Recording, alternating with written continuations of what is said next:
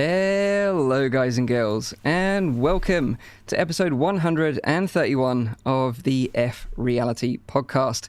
This is a weekly VR, AR, and MR talk show, live streamed every Saturday on YouTube and on Twitch. And don't forget, you can also catch the show live in VR using big screen TV. The show goes live at 7 p.m. in Europe, 6 p.m. in the UK, and 12 midday in central US. You can also check out the audio version, which is available on iTunes, SoundCloud, and on Spotify. If you have any questions, comments, or feedback during the show, please put them in the chat. We'll try to answer as many questions as we can. Now, of course, it's time for me to introduce you to the team.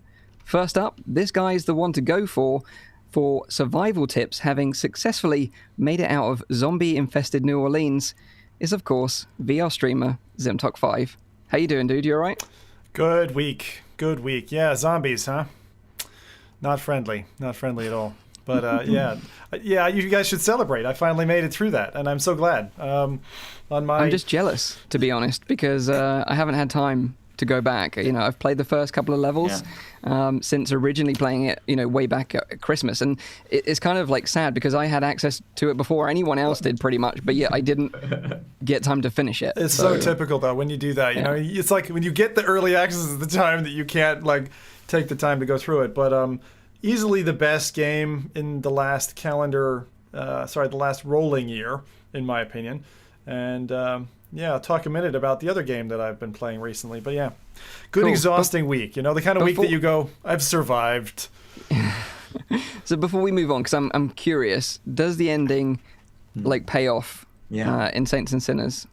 That's all I want to know. It's simple yes or no. What's your definition of payoff? Is it satisfactory, Oh, hell yeah. Oh, okay. Yeah. Cool. That's all I needed to know. And after you finish, go watch how I finished it. Okay, cool. Nice. All right, well, thank you very much for that. Okay, so next up, this guy loves nothing more than a Sunday roast dinner. It's not chicken or beef on the menu, though. It's freshly caught head crab. It's, of course, Nathy. How you doing, dude? You all right? Yeah, I'm fine, dude. I'm fine, yeah, exactly. Yesterday, Mike and I jumped into the new Half-Life environment. We found a head crab. Yeah, very tasty. In a fridge. The heck? Yeah, that's right. Although it did say do not eat, so... Yes, true, but you had to just stick your head into it just to smell. For science. Yes. Well, there you go. We'll be talking more about that later on. So next up, it's our special guest this week. He's responsible for training a future generation of space pirates. It's Chris Hannay from iLlusions. Thank you for joining us on the show. It's great to be here. I'm feeling a bit disappointed I didn't wear my Beat Saber sweater. You're the only one. You're letting the team down. I very nearly wore my super hot jacket. Oh. Yeah. But I thought, no, I'll just take it easy. It's quite warm in this room. So anyway, you're representing Beat Saber. I'll represent the white T-shirt society. You're doing a great job. Thanks. Yeah, it's so funny because me and Nathy, when we logged into the video platform to start the show, we both looked at each other wearing our Beat Saber jumpers, and it's almost like we called each other up before the show and said, "Hey, should we coordinate on this show? Wear something, I had a funny feeling for some reason you were going to wear it, and then I was like, maybe I should do something. It's a really good sweater, right? It is. It is a good one, yeah.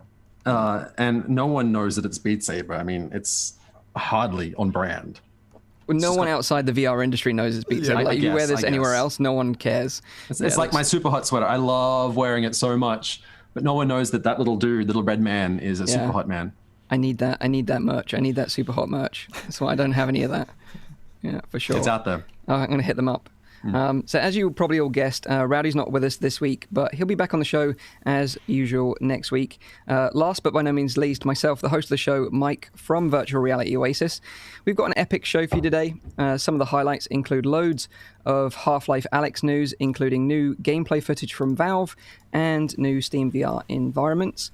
We're also going to be talking about the Valve Index coming back into stock very soon, but just be aware it's going to be in limited quantities. Zim's going to give you the lowdown on the latest releases to look forward to next week, and then finally we'll be rounding up the show with our special guest Chris to learn more about the future of local multiplayer games on Oculus Quest with Space Pirate Arena. So excited to talk about that. But first up, let's find out what everyone's been playing this week and their highlight of the week. First up to the plate is top 5. Oh no! What have you been up to? I'm sorry. I have to. I have to take months of good harmonic accolade and tear it down. I've been playing Asgard's Wrath the last 4-5 streams or so, and I have to say, in the middle, it ain't so pretty. I'm not a big fan, actually, and I haven't changed my buy recommendation. I think the beginning of the game and easily the first 5 to 8 hours are like mega awesome, but then the whack-a-mole mechanics get old, and you're fighting bad guys that are the same, and the puzzles are a little bit like on the nose, and I'm really not having a good time with it, to the point where I've decided I'm going to give it one more go, and then I'm going to uninstall it. I'm not going to finish the game, I've decided, and it's just not worth my time. And oddly enough, bouncing this off of other friends who've beaten the game, a lot of other people feel the same way about it, and I didn't know that. I kind of was caught in the bubble of the intro of the game, and it's kind of hard to say it, but Asgard's Wrath in the last year certainly is well pegs below Saints for me. Now it's nowhere near. That's interesting, because like you, I really loved the beginning of the game. I thought the beginning was fantastic. I really loved the attention to detail. I love the companions, but you seem to think that shine fades after sort of 8 to 10 hours. Yeah, it just about 8 hours in it just plateaus, and then it just holds that kind of same pattern of repetitive gameplay, and I think it doesn't do enough in the middle of the game to kind of reinvent itself. The environments and the detail does stay strong, and that's one of the more surprising bits of the game, that they introduce new characters and new abilities and all that kind of stuff is still jazzed up, but it just doesn't do enough for me. It's just way too lead, and yeah, it's no Skyrim, I'm afraid. It looks the part, but for me, it's more about game design than it being pretty, and so it's letting me down, unfortunately, and it's coming off my drive. Yeah, that's disappointing to hear, that is, because it's one of the games that I do dip in and out of regularly, and whenever I do enjoy it. But then again, I normally have like a 2-week break in between, so maybe that's why. Yeah. Maybe if you play it that way, you can keep it fresh. But it's disappointing to hear that. To kind of wind it back to maybe the 80s or 90s, it feels like the Coke and Pepsi challenge a bit. Like it's definitely sweet when you first touch it. Those battle arenas are great. The campaign is great. I mean, some of the stuff that I had griped about originally was like some of the set pieces, and thankfully there are like very few set pieces. Most of it is kind of you're playing through gameplay, and it feels like a standard kind of adventure game, and an impressive one, like an impressive adventure game. But then it just doesn't pull enough tricks out of the bag actually in the mid game, and that part for me. It gets long in the tooth, and I don't want to play it anymore, to be honest. Yeah. So yeah, maybe the game is just too long for the interesting gameplay mechanics to work. Yeah, the only thing that I would say is if you like it, there is a lot there for you to do. Like the amount per world and per level, if I want to call it that, because there's a whole bunch of different worlds on your map, and then there's levels within that, and there's boss stages and stuff. But the amount of collectible things that you can go after and just items in the game, the amount of art production that went into this game, holy hell! You definitely get your money's worth out of the 130 gig and the price tag on the game, which is why I'm not shifting my buy recommendation. But I think if you're expecting to be happy with it from start to finish, if you are at all not a fan of kind of whack-a-mole physics for combat, I think something like again Saints or even Boneworks would probably suit you better, because they feel more realistic in their presentation of that world. Yeah. So do you think they would have been better to condense it more, compact it? I guess for someone like me, and again, this is very much a preference thing, and I recognize that. For someone like me, I probably would have had it a lot less linear. I would have left the different worlds open to you exploring them, and even if they were tough, kind of in an original World of Warcraft way, if you go into a tough area, You just get your ass handed to you, and you have to before backpedal. you've leveled up or acquired a certain weapon. Yeah. It's not that it's not challenging. The game is still challenging, but it's challenging for the wrong reasons. Like, the bosses tend to be, not just the bosses, the enemies tend to be, parry, swing, whack-a-mole, whack-a-mole, whack-a-mole, dead. And then I'm finding just letting my companion chew through enemies, and I'm not finding combat like anyway enticing. But as I said, it lasted me almost 10 hours, and for that, it's still the prettiest looking VR game out there. So I don't take it down from its high plateau, but it's not in my top 10 anymore. Yeah. Yeah. Well, no, that's good feedback. Yeah. So maybe we'll pass it over to Chris then. Do you have a game that you've played recently or this week that's kind of like really sort of stood out in your mind as something you've really enjoyed that you want to share with us? So most of my gameplay the last few weeks has been very much flat. Okay, yeah, that's fine. Are we allowed to talk about flat? Yeah, you can share a flat game. Yeah. Like, I feel a bit naughty saying that. Well, I'm going to share one as well, so you can be naughty with me. So I've been getting my rocks off on the Forza Horizon series lately, which is the latest one. I think it's 12 months old, but I've been so overwhelmed with VR content, making it or playing it, that getting back to my Xbox has been really a hard battle. But Forza Horizon 3 and 4 have been just controlling my every moment of downtime. That's so awesome to hear. I love them. I love them so much. I love the campaigns, the epic missions, the crazy nonsense that happens in that game. It's just so much fun. Yeah. And I finally finished Star Wars Fallen Jedi. Oh yeah, that game was great. Which I loved. I mean, there are moments of just I could nitpick it, but I really, really loved the simplicity of it. Like, it was just a pure joy to play from start to finish. And I think about it a lot. Like, it's like when you finish a good book, you just sort of want to go back to it. Mm-hmm. I actually want to go back to I think I played on. There was different difficult levels. Like, there was Jedi Knight, I think I played as. Mm-hmm. There's one more beyond that, and I think I might try it out again. Nice. See how the difficulty curve goes, but it was a lot of fun too. But yeah. So that feeling you describe of like thinking about a game. Have you ever had that with a VR game? Did you? I think about the underpresents all the time. Wow. Right. Like that's a game that I continually think about since I played it, I think in November. It's, for me, the highlight of the last 3 years of commercial VR currently. I mean, I could praise wax lyrical about a lot of games, but I really loved Tender Claws The Underpresents. It was such a joyful game from start to finish, and I don't think there is a finish because every time you play it, it's different. Yeah, so you might be surprised to hear this, but I haven't actually tried it yet.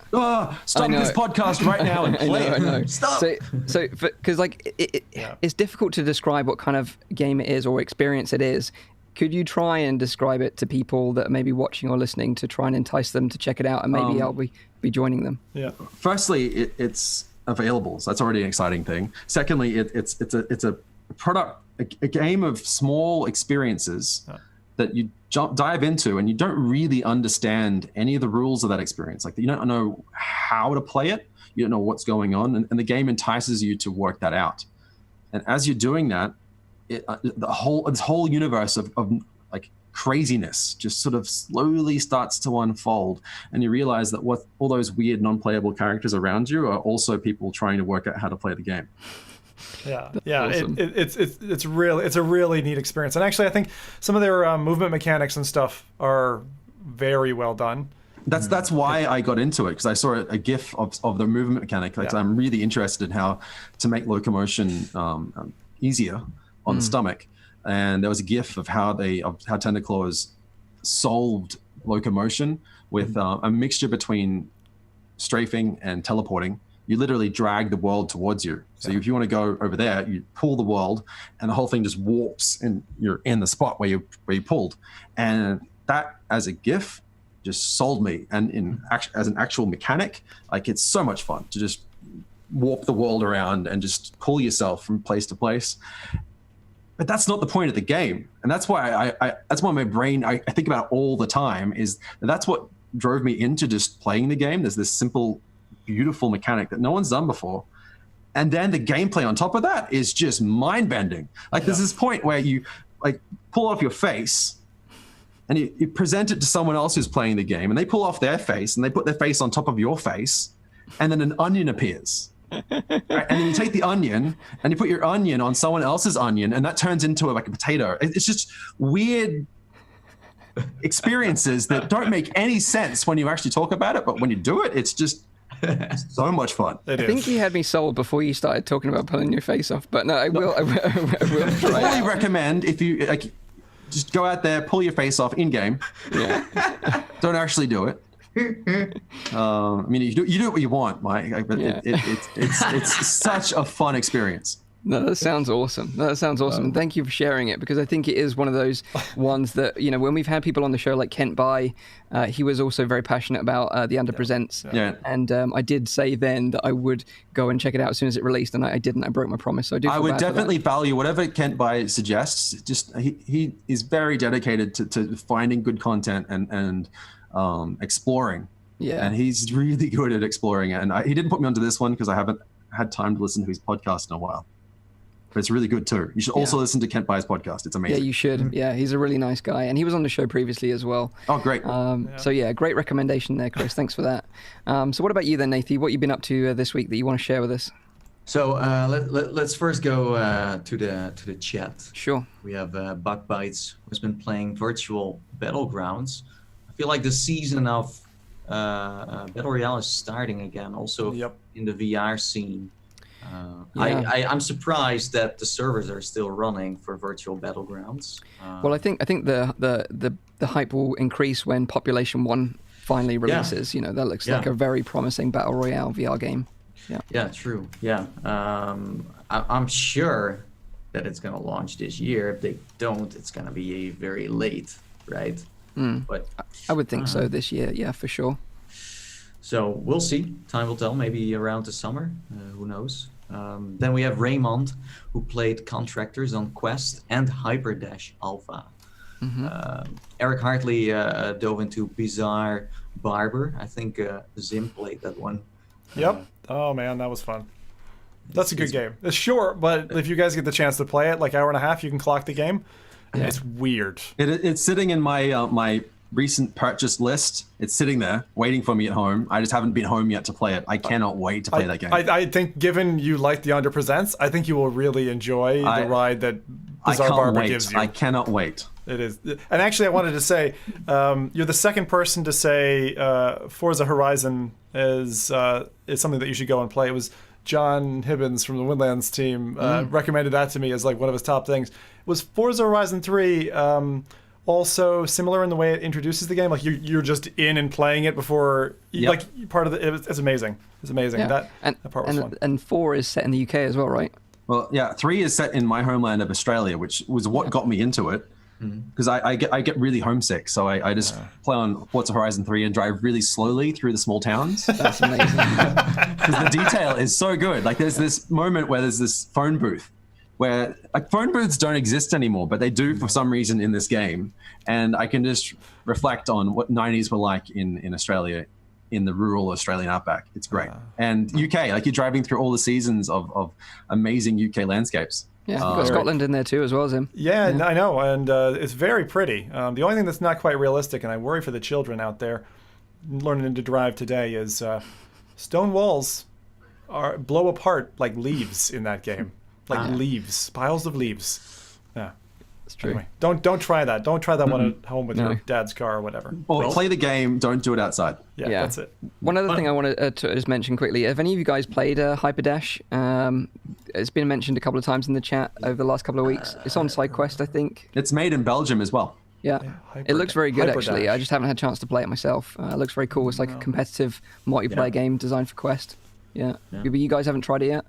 No, it reminds me of the name. Someone just linked me a game on the Go that launched in December where you drag a horse left and right and you go through a psychedelic tunnel. It's definitely not that one. No. Okay.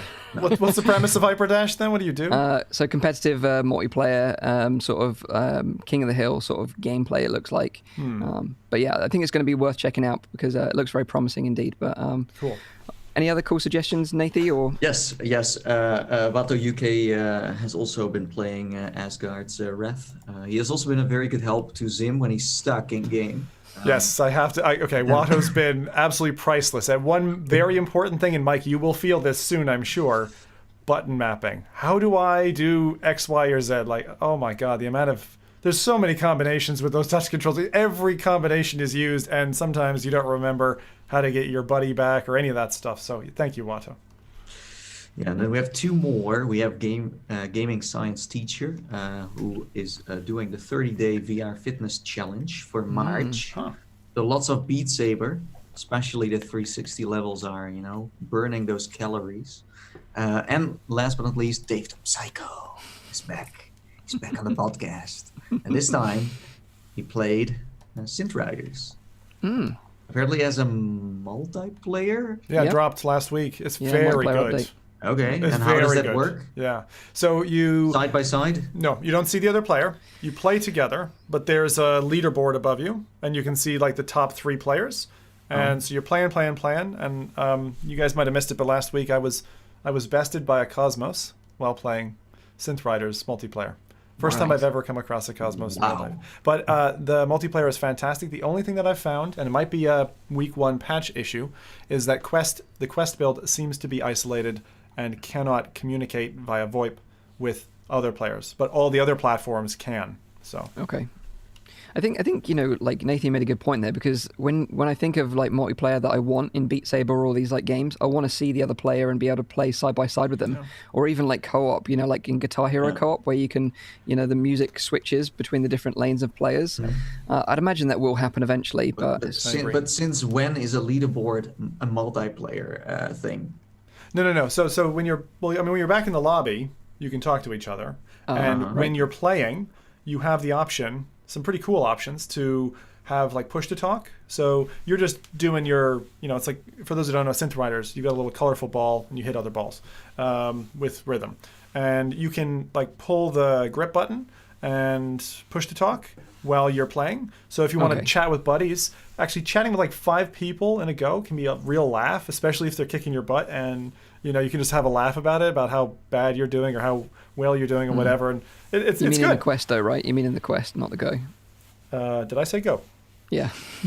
Definitely not the go. No, pretty much every other headset has Synth Riders, not the go. Just to clarify. Not Yeah. the go. Okay. Cool. Sim can always make everything work on every headset. That's true. That's true. I wouldn't be surprised. Dave the Psycho has also played Ghost Giant, finished it. Pretty sweet. Again, hidden gem on the store. Hasn't had much, let's say, marketing from Oculus their side. So if you're looking for a cool third person meets first person experience with an awesome story, then that's the one for you. So in terms of what I have been playing, I haven't been playing that much. As you may know, last week I wasn't on the show because I had an inflamed eye. I was pretty much like KO, so I couldn't play anything. I couldn't really see much. I was like a space pirate trainer with one eye, actually. Yeah. It's not the best way to be a space pirate, you know that. I know, but hey, depth perception is important. That's true. Yeah, it's true. That's why I couldn't go for anything VR. This week I was able to get back into VR, but I kind of stayed away from it as much as I could. But I don't know if Mike, you wanted to talk about the same thing, but the first real thing I tried this week was the Half-Life environment. Right at the best moment possible.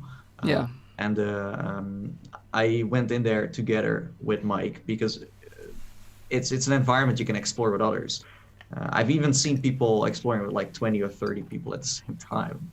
It's like you can have a party in City 17 now if you want to. It works the same as all the other environments. Like you can just it's just like a Steam VR home environment, right? It's originally you could call it Destinations. Destinations was this thing you could go into, but now it's called Steam VR. So you can explore 2 environments from Half-Life Alyx. It's City 17 and Russell's Lab. If you watch the trailer, then you know who I'm talking about.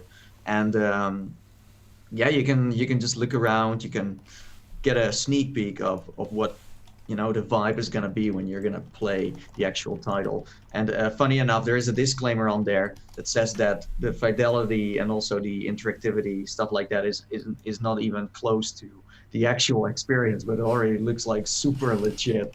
It's crazy how nice it looks. And when Mike and I explored it, something that popped up in my mind is that the thing that looked the best is the fact that the environments feel very much alive, where you have leaves falling off the trees, and they are physics-based, so they stick to the walls, they just land everywhere. The grass is moving a little bit, the plants are, you can hear the wind, you can hear the city. So it's the combination of not just the visuals, but also the sounds, the track you hear, and then also the fact that every time you move in the space, it changes. So it's very immersive. It's just, high quality stuff we're talking about. It's just very good.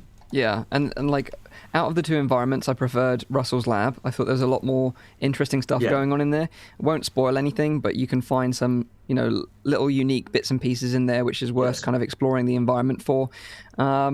But yeah, it just gave us a really nice taste of what to expect. And the fact that they say that these aren't as good as what it's going to look like in the final game is very exciting for sure.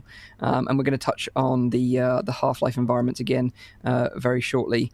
But yeah, it's an awesome experience. And the only way that you can check it out at the moment is if you have an index, or a friend of yours has an index and hosts the environments and invites you. Or there is a workaround that someone's found and they've posted on the Oculus subreddit to work with other headsets, but you have to mess around with like INI files and stuff like that. So if you're not comfortable with that, you might have to miss this one out. But yeah, it's a nice little Easter egg for those that either bought an index or pre-ordered one. It's a nice gift, but still, if you're thinking about it, it's like an expensive, It is, yeah, it is. But finally, that investment of the index is going to be paying off. So you only get access to those are not a free environment. You had to have purchased the game? No, not even the game. This is the thing. You had to buy an index or pre-ordered an index. Holy shit! Well, that's some expensive bloody DLC. Yes. That's why I went so deep into this. I was like, I paid so much money, so I need to, I need to smell the digital plans and everything around me. That's crazy. And appreciate the fact that I paid for this. Wow. Yeah. But like I said, if you have a friend that has an index, they can host the rooms and invite you. And that's why you see so many people in one room. Yeah. It's like this one person that has an index. Everyone just joins that person. So yeah, if you're smart, just friend some people that have an index, or just ask someone else, or just try to make some friends. That reminds me of, and Nathan will remember this. I don't know if Chris, maybe you had experience. Team Fortress 2 back in the day had if I remember, it was a DK1 hat. Also DK2. I think DK2 as well, which was like really rare back then, and you'd like see it, people running around with it on, and I just remember like it was like tailed off the amount of times you'd see that. It just got so rare. I don't know if it was even possible. I remember looking for it on eBay once, going like, I really want it now, but it was you couldn't even buy it, for no money. I don't think anyone is selling it. No. And I don't even know if it's tradable even. But it was cool. It was cool to see that in VR. Was fun. Yeah, that was cool. I think Palmer Luckey came up with that idea of you being able to wear it, but then also playing it in VR, of course, with the support. If you do want to play Team Fortress in VR, you can still do that. It's just very hidden away, but you can kind of hack into the game a little bit. And then you have like native support.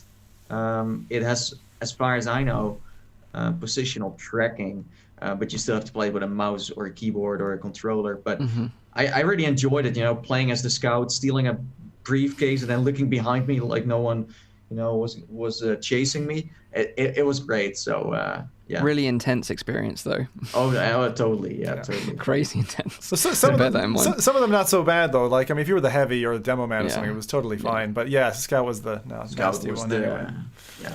So the thing I want to talk about, like my highlight this week, and kind of keeping on the Half-Life kind of vibe, because I haven't played that much. As you know from last week, I wasn't around because I got a new puppy, so she's been kind of taking up a lot of my time, bless her. And I did get to check out the Half-Life Alyx environments with Nathy last night.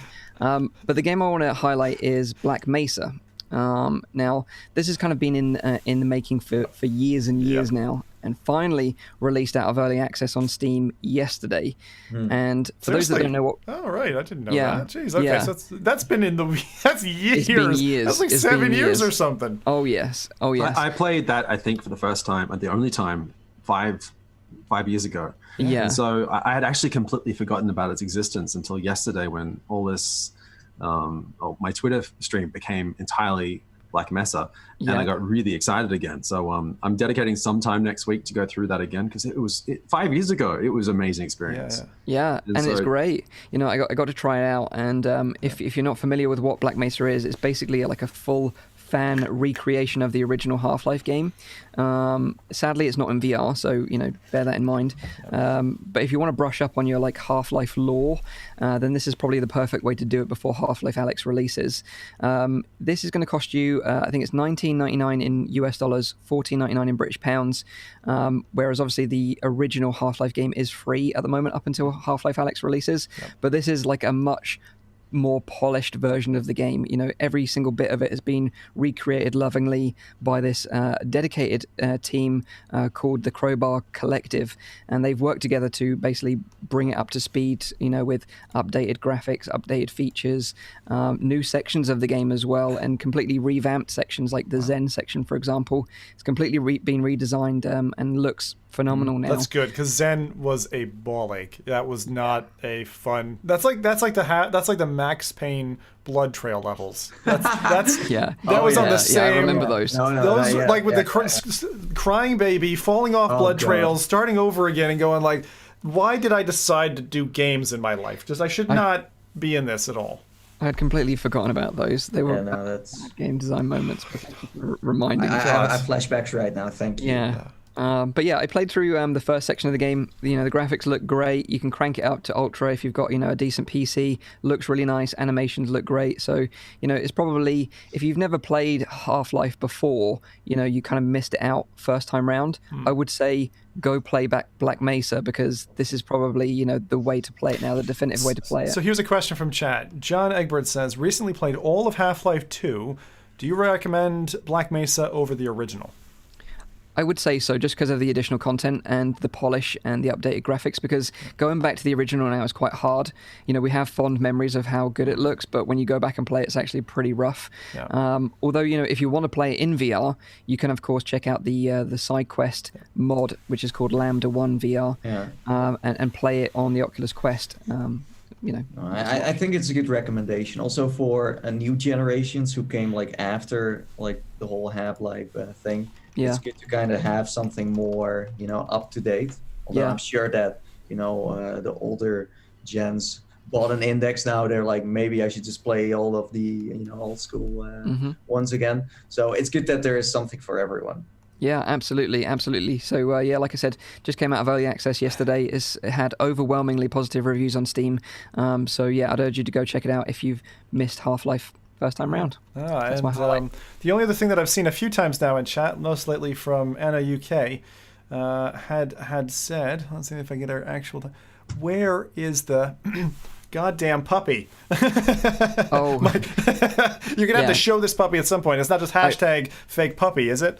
No, I will show you. I will bring her on the show one time. But she would absolutely cause a whirlwind and destroy everything in this room. So she's beautiful and I adore her to bits, but she is a monster and will destroy everything in her path. So it's like all good children. Exactly, a fluffy baby for me. So I will show her off for sure.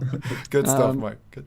So let's get into the news then and continue the trend of like the Half-Life theme of this week's show, because we're just over 2 weeks away from the game's release now. The hype train is definitely gaining momentum. We've had new gameplay and, like we mentioned earlier, these new Steam VR environments directly from Valve. So let's talk about the gameplay footage, as we've already sort of touched on the Steam environment stuff. And like I said earlier, don't worry, there's no spoilers, as I know, Zim and a lot of you out there don't want to watch the new footage because they want everything to be fresh and new for them when they experience the game for themselves. I'll mention, I'm running the original trailer from whatever, two and a half months ago. I'm not running any of the new stuff. I haven't seen the new stuff, and you won't be seeing it today. Yeah. You mean that one VR trailer is more than 10 million views? That one. Exactly. Wow. Amazing 10 million views. So on Monday this week, Valve dropped 3 new gameplay videos of the game on their official YouTube channel, and also IGN showed off some exclusive gameplay footage of their own as well. And without giving anything away, I think these videos really highlight the game's quality. It's visually very impressive. The environments are rich with detail, and the atmosphere is totally on point for a Half-Life game with, really subtle lighting effects and incredible sound design as well. So that's kind of as much information as I'm going to give you about the actual videos. It definitely shows off a level of polish that we've come to expect from Valve. And we kind of learned through these videos that Half-Life Alyx has been in development for 3.5 years now. So it's probably one of the longest VR games in development up to this point. I don't think I know of a game that's been in development longer than this. So I think, when the game comes out, I think it's fair to say it's going to live up to the hype that we all want it to.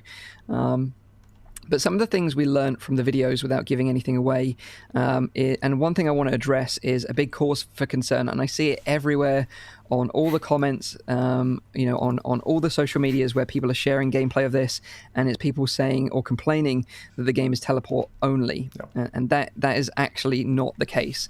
The majority of the videos show like a teleportation dash, or what they like to call a shift teleport, which is like a kind of a quick dash teleport, which I kind of think it reminds me of the dash teleport from Doom VFR.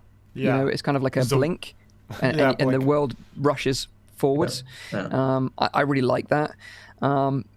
But there is smooth locomotion in this game as well, if you want to play it that way. And there was a dedicated video where they just showed smooth locomotion. It's like they shared 3 videos, as you said, funny 3 videos, I know. But the first one, like, they knew that the first one they were going to share was going to be the most watched one. So they just went for teleportation there because of the fact that most people are going to play Half-Life Alyx with teleportation. Mm-hmm. Of course, in the VR community, it's like, but outside of this VR bubble, most people are going to use teleportation. They're going to use the stock locomotion. Yeah, and there's actually 2 teleportation methods. There's a blink, what they call a blink, which is going to be where you choose the location where you want to teleport to, and it will fade to black and then fade back into the world again, which is like the most comfortable way. And then they've got the shift, which is like this dash teleport I'm talking about, which kind of like accelerates you through the world very quickly, but also looks quite comfortable. And then, of course, you've got smooth locomotion and also options for snap turning and all the other bits and pieces as well. The question is still, did they add this from the start, or had they, did they add this later down the road? We still don't know. I think they did add it from the start, because it seems, and I'll touch on why I think that very shortly. I do think it was something they had in mind from the very beginning. But one thing I also want to mention is that you can also manually climb ladders as well, because that was another bone of contention when Tested released their footage, that they were showing teleporting up a ladder. But you can manually climb them if you want, and that is again an option in the menu. That, I remember being a point of problem for me when I first started playing Asgard's. Not to bitch more about Asgard's, but like, it was like you were able to do smooth locomotion except for staircases and just like staircases you can do, or you can press on the side and teleport down them. But ladders, for some reason, like, you had to skip particular rungs to be able to not fast teleport up, and it was like a real pain when you're someone who likes that immersion. I remember like the first time I was like, this is just immersion breaking, was when I played Arizona. That was like the first. Oh yeah. The first. Like right at the start, I was like, wait, why can I was like, and didn't work, and then Since then, I'm like into like ladder climbing for some reason. You're right in Asgard's though. They did it kind of subtly in that if there's a rag on one of the rungs of the ladders, and if you touch the rag, then you teleport. But if you skip the rag, then you can manually climb it. Yeah. So that's if kind you of a skip smart. the rung with the rag. Yeah. But the thing I have to say though, and I understand this from early VR, like 2014, I was playing Minecraft at the time. I forget what it was called, whatever, by Stella Artois, the dev who was working on the build at the time. But it was Minecraft VR, right? Climbing up a 255 block height ladder in VR is incredibly difficult on your neck. And I mean, like, you are in pain by the time you get to the top of that. And you guys know I've gone to the extents of the earth in Minecraft before, but oh my God, like that or just axing trees and stuff, like that's not good for humans. I can tell you so that. you had to look up and then also run in place. No, I wasn't running at the time. They didn't have that mode, but okay, it was still then you're a lot. lucky. Because you had to crane your neck back like perfectly up, because if you looked left or right, you would fall off the ladder and fall down. Oh my God. So you can imagine that. But the other thing I heard this week, which maybe Mike you've seen as well on the Reddits, single-handed support for gameplay. Yeah, absolutely. That's amazing. Yeah. That's a And great idea. This is exactly why I don't think this is just like put in recently. I think this was their design intention all along, make the game accessible for anyone and everyone to play this game. And it's a really good point. And basically, if you're left or right-handed, you can play the game.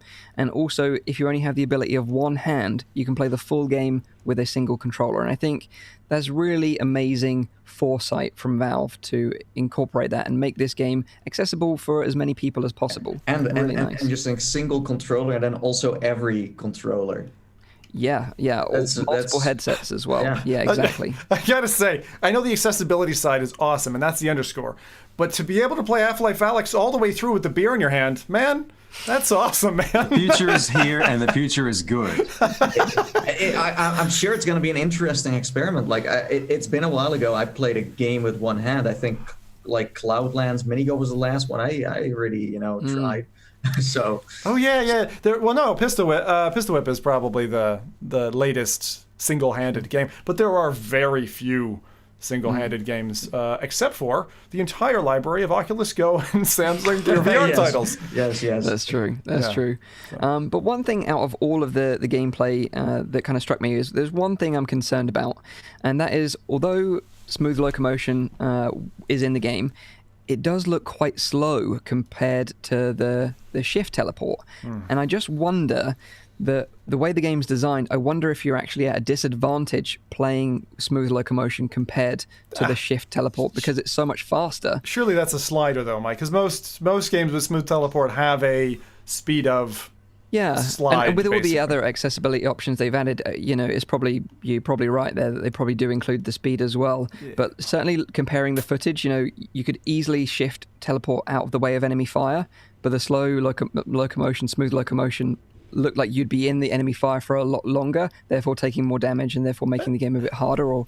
But for decent footage that doesn't jar you, that's one problem with VR, which has been the case since opening doors, which is you can't, like, tracking a VR player's motion when you're watching it on a 2D panel is not particularly comfortable. And so when you're creating a trailer, I think they would have, for two reasons. Slowed it down. I think they would have slowed it down for the videography reasons. I think they would have slowed it down as the default in the game anyway for people who are like, I want to do smooth, right? And it might be their first VR game. That's going to be default slow. They're not going to go default max speed. No way. I think that's a really good point. That's a good point. So Chris, do you think Space Pirate Trainer would work with one hand? Yeah, for sure. That's the way to play it. You can play with two shooters if you want, but we've been advocates from the start that you can have left-hand gun, right-hand gun, left-hand shield, right-hand shield. That's been a part of the gameplay since day one.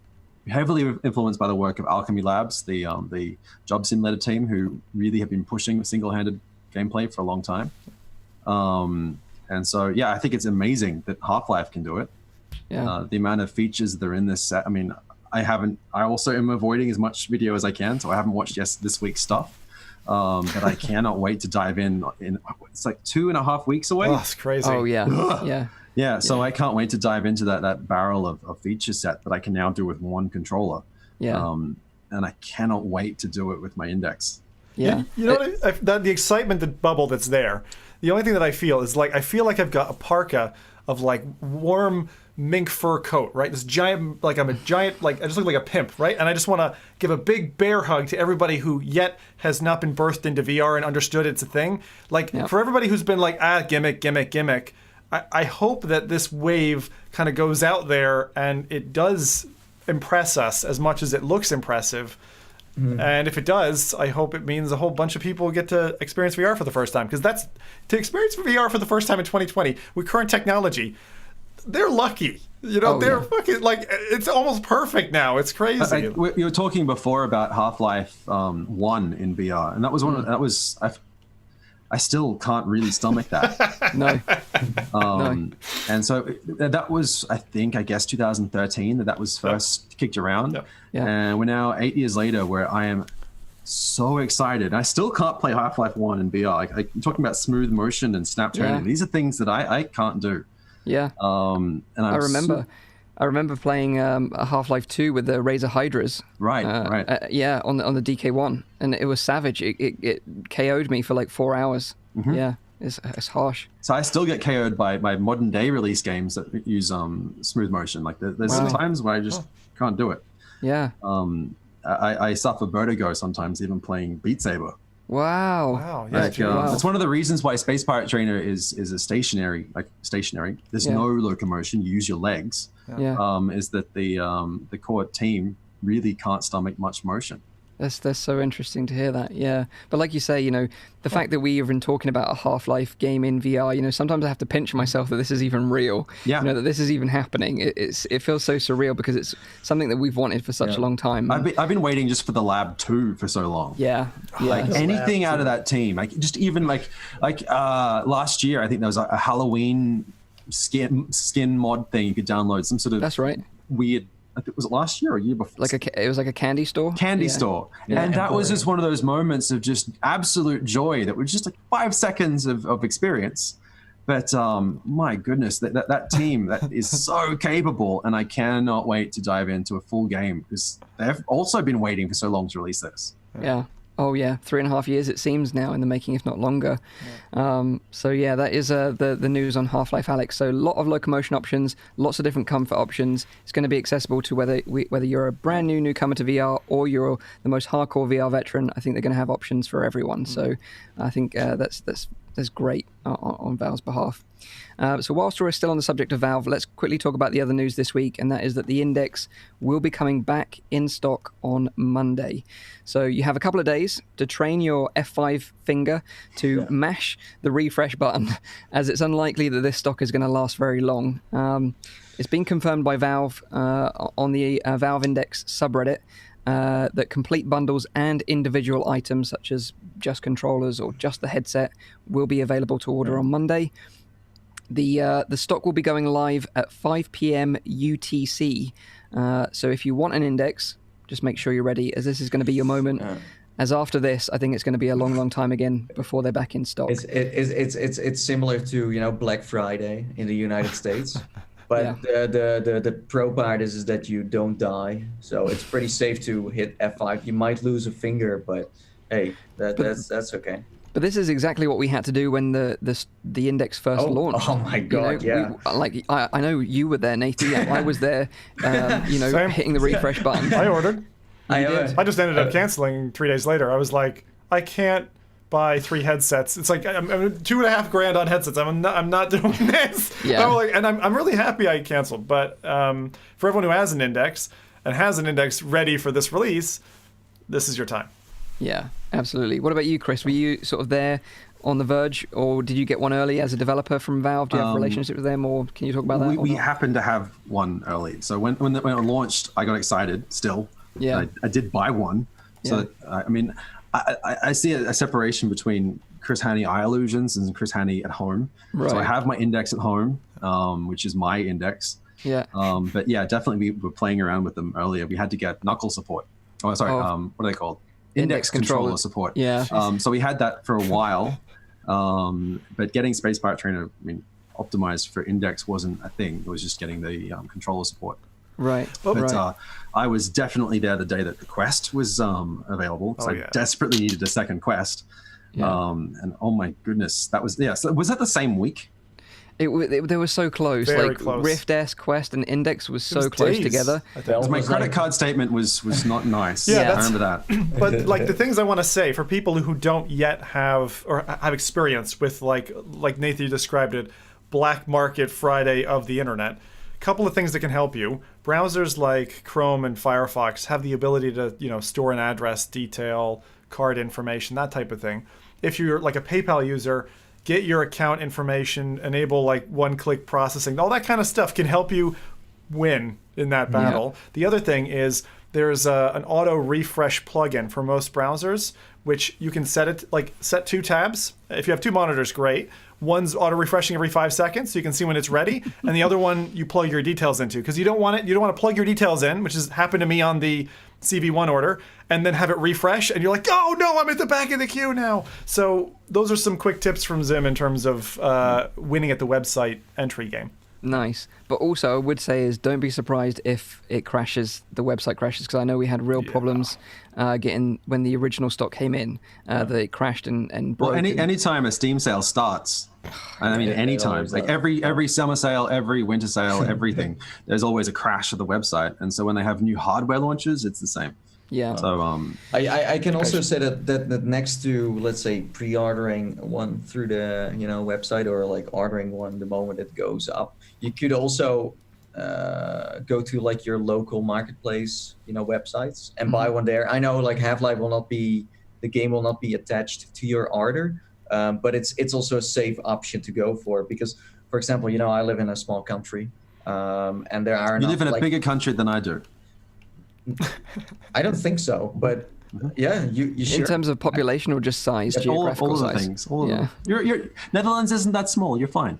Okay, but okay, thank you. It's not size that matters. It's not size that matters. It's how you use it. It's a great country. For some reason, I think invasion starts now. But what I noticed is that the Quest, the Index, also other headsets on the Dutch marketplace are easy to get, and the prices are not crazy high. I know that in the United States it's mental, but if you want to buy something overseas, it's not that bad. Prices are good. So secondhand or sometimes even new on a local marketplace is a good way to go, I would say. Nice. So there you have it. Mark it in your diaries. Monday the 9th of March, 5 p.m. UTC, if you want yourself a Valve Index. Good luck. Good luck at the absolutely. races. You'll need it. Okay, so next up, we're going to be talking about 11 table tennis. This is cool. So we're moving away from the Valve news and talking about something cool I found on the Oculus subreddit this week. And that's a genius out there from the VR community has made a 3D printed table tennis paddle for use with 11 table tennis on Oculus Quest and Rift S. Wow. So 11 table tennis, it's been out for a while on PC, but recently released on the Oculus Store for Oculus Quest. And a lot of people really love this game. It's a really good simulation of table tennis that you can play both online multiplayer with other players around the world, or single player with bots. If you want to. Way more hype than the PC version. Oh yeah, like I think it's done significantly better on Quest than it has on PC. Yeah, I wouldn't be surprised with that at all. I remember playing this myself when it first came out on PC and thinking it was really cool, but I suck at table tennis in real life, which then means you do suck at table tennis in VR. Like you do have to have that one-to-one, hand coordination, and I just suck at both. So sadly, I'm not very good at it, but a table tennis fan out there, and a VR fan, of course, on Reddit known as Soul Knight, has made a custom-designed table tennis paddle which can accommodate an Oculus Touch controller to simulate the feeling of playing with a real paddle. And the cool thing is that this guy has designed this 3D printed paddle to have the same center of gravity and weight as a real paddle, which weighs in at 167 grams altogether, including the controller, which is really awesome. So a lot of thought and effort has been put into this design. And the great thing is that if you have access to a 3D printer, you can print this accessory off yourself for free, and will just cost you in 3D printed materials and some nuts and bolts to hold it together, which is amazing. And you can then decorate it too, make it your own. Custom colors, everything you want. Yeah, I've actually added a link to the 3D print file on Thingiverse in the description down below. So if you've got a 3D printer and you're into table tennis, go print it and check it out and let us know what you think of it, because I'd love to know.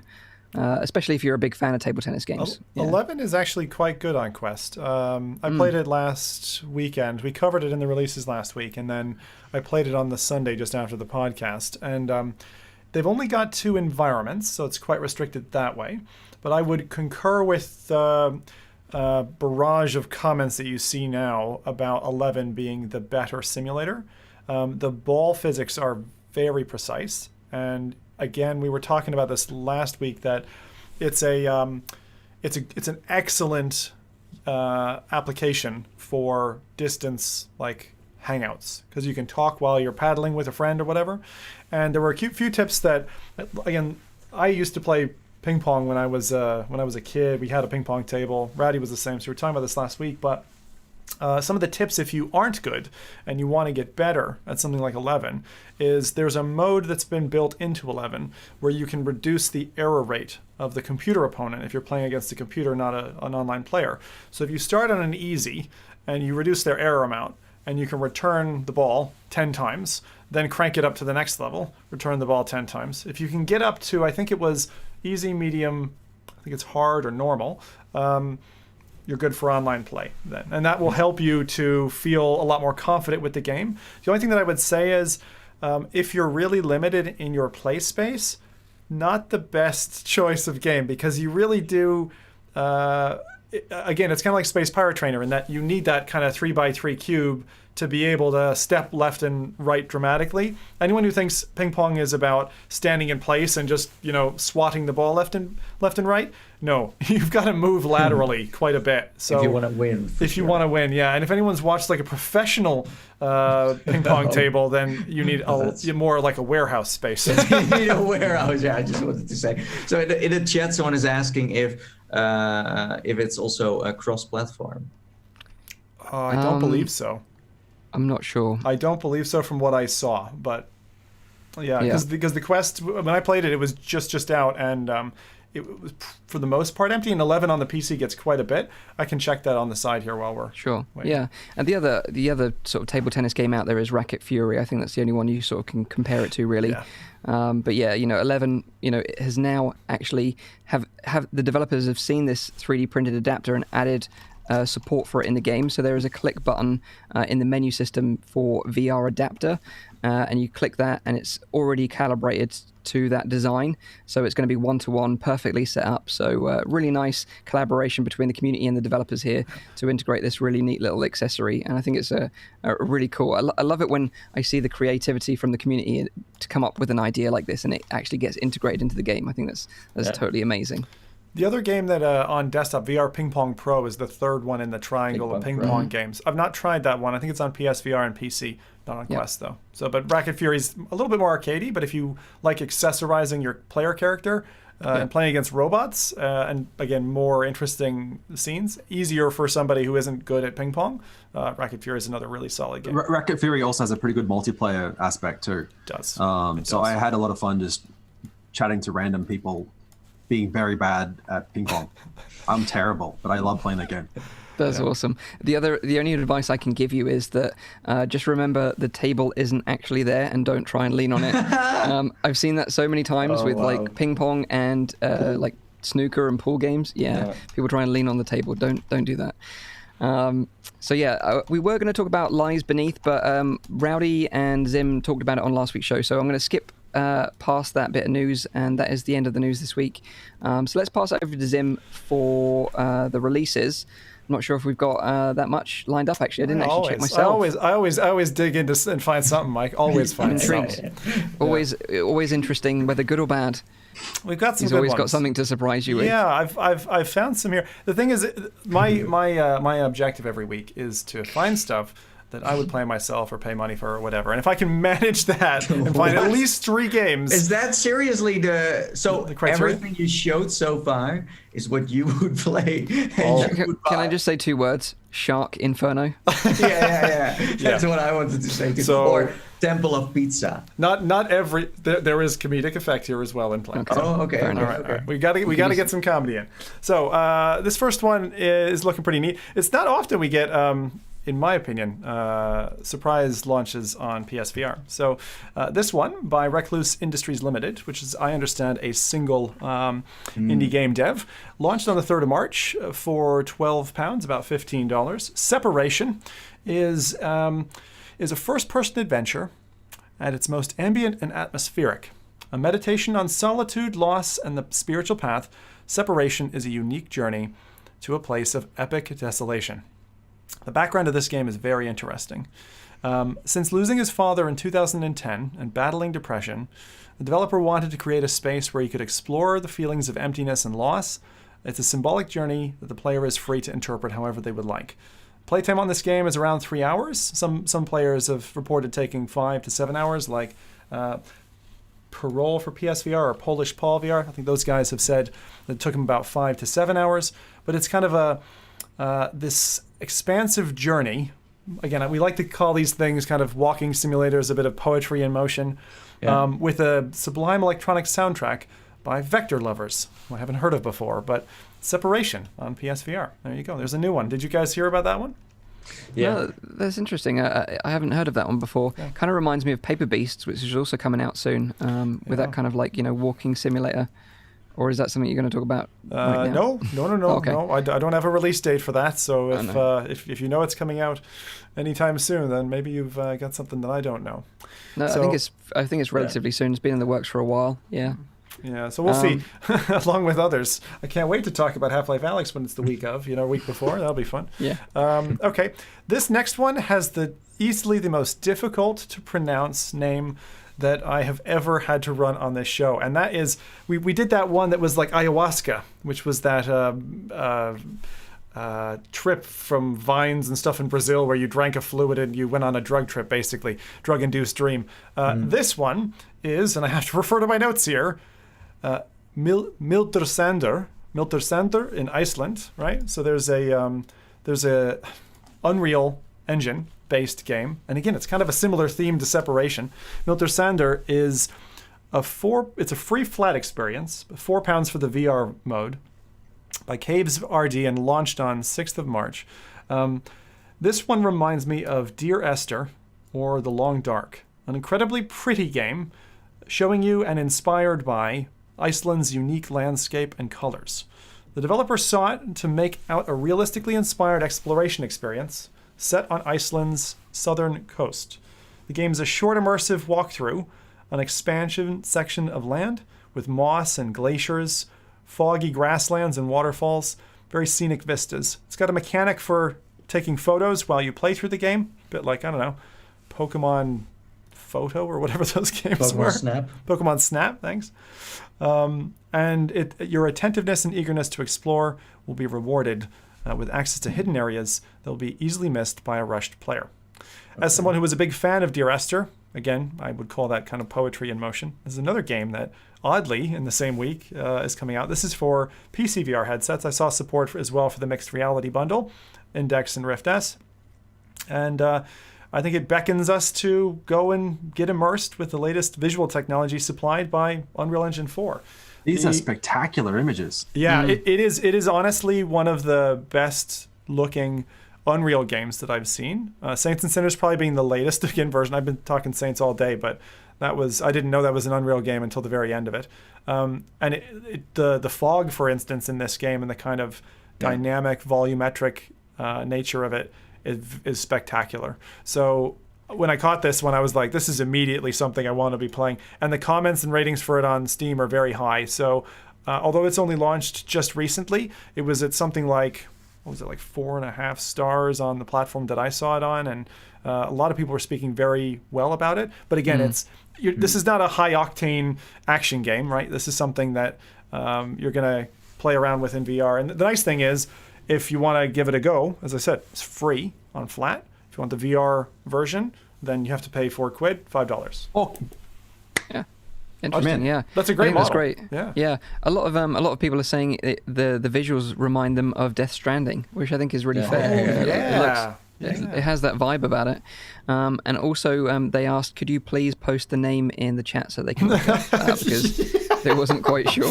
Miltersender. How do you spell that? It's search for Iceland in VR. You'll probably get it. It was only just released on Steam. Paradise Decay has posted a link. Thanks. Yeah, Miltersender. That's how you pronounce that. For the audio listeners, this is again a good opportunity to watch us live on YouTube if you have a screen somewhere. Yeah. Absolutely, because this looks great. It does look great, really interesting. It's striking me as some of the scenes from the lab.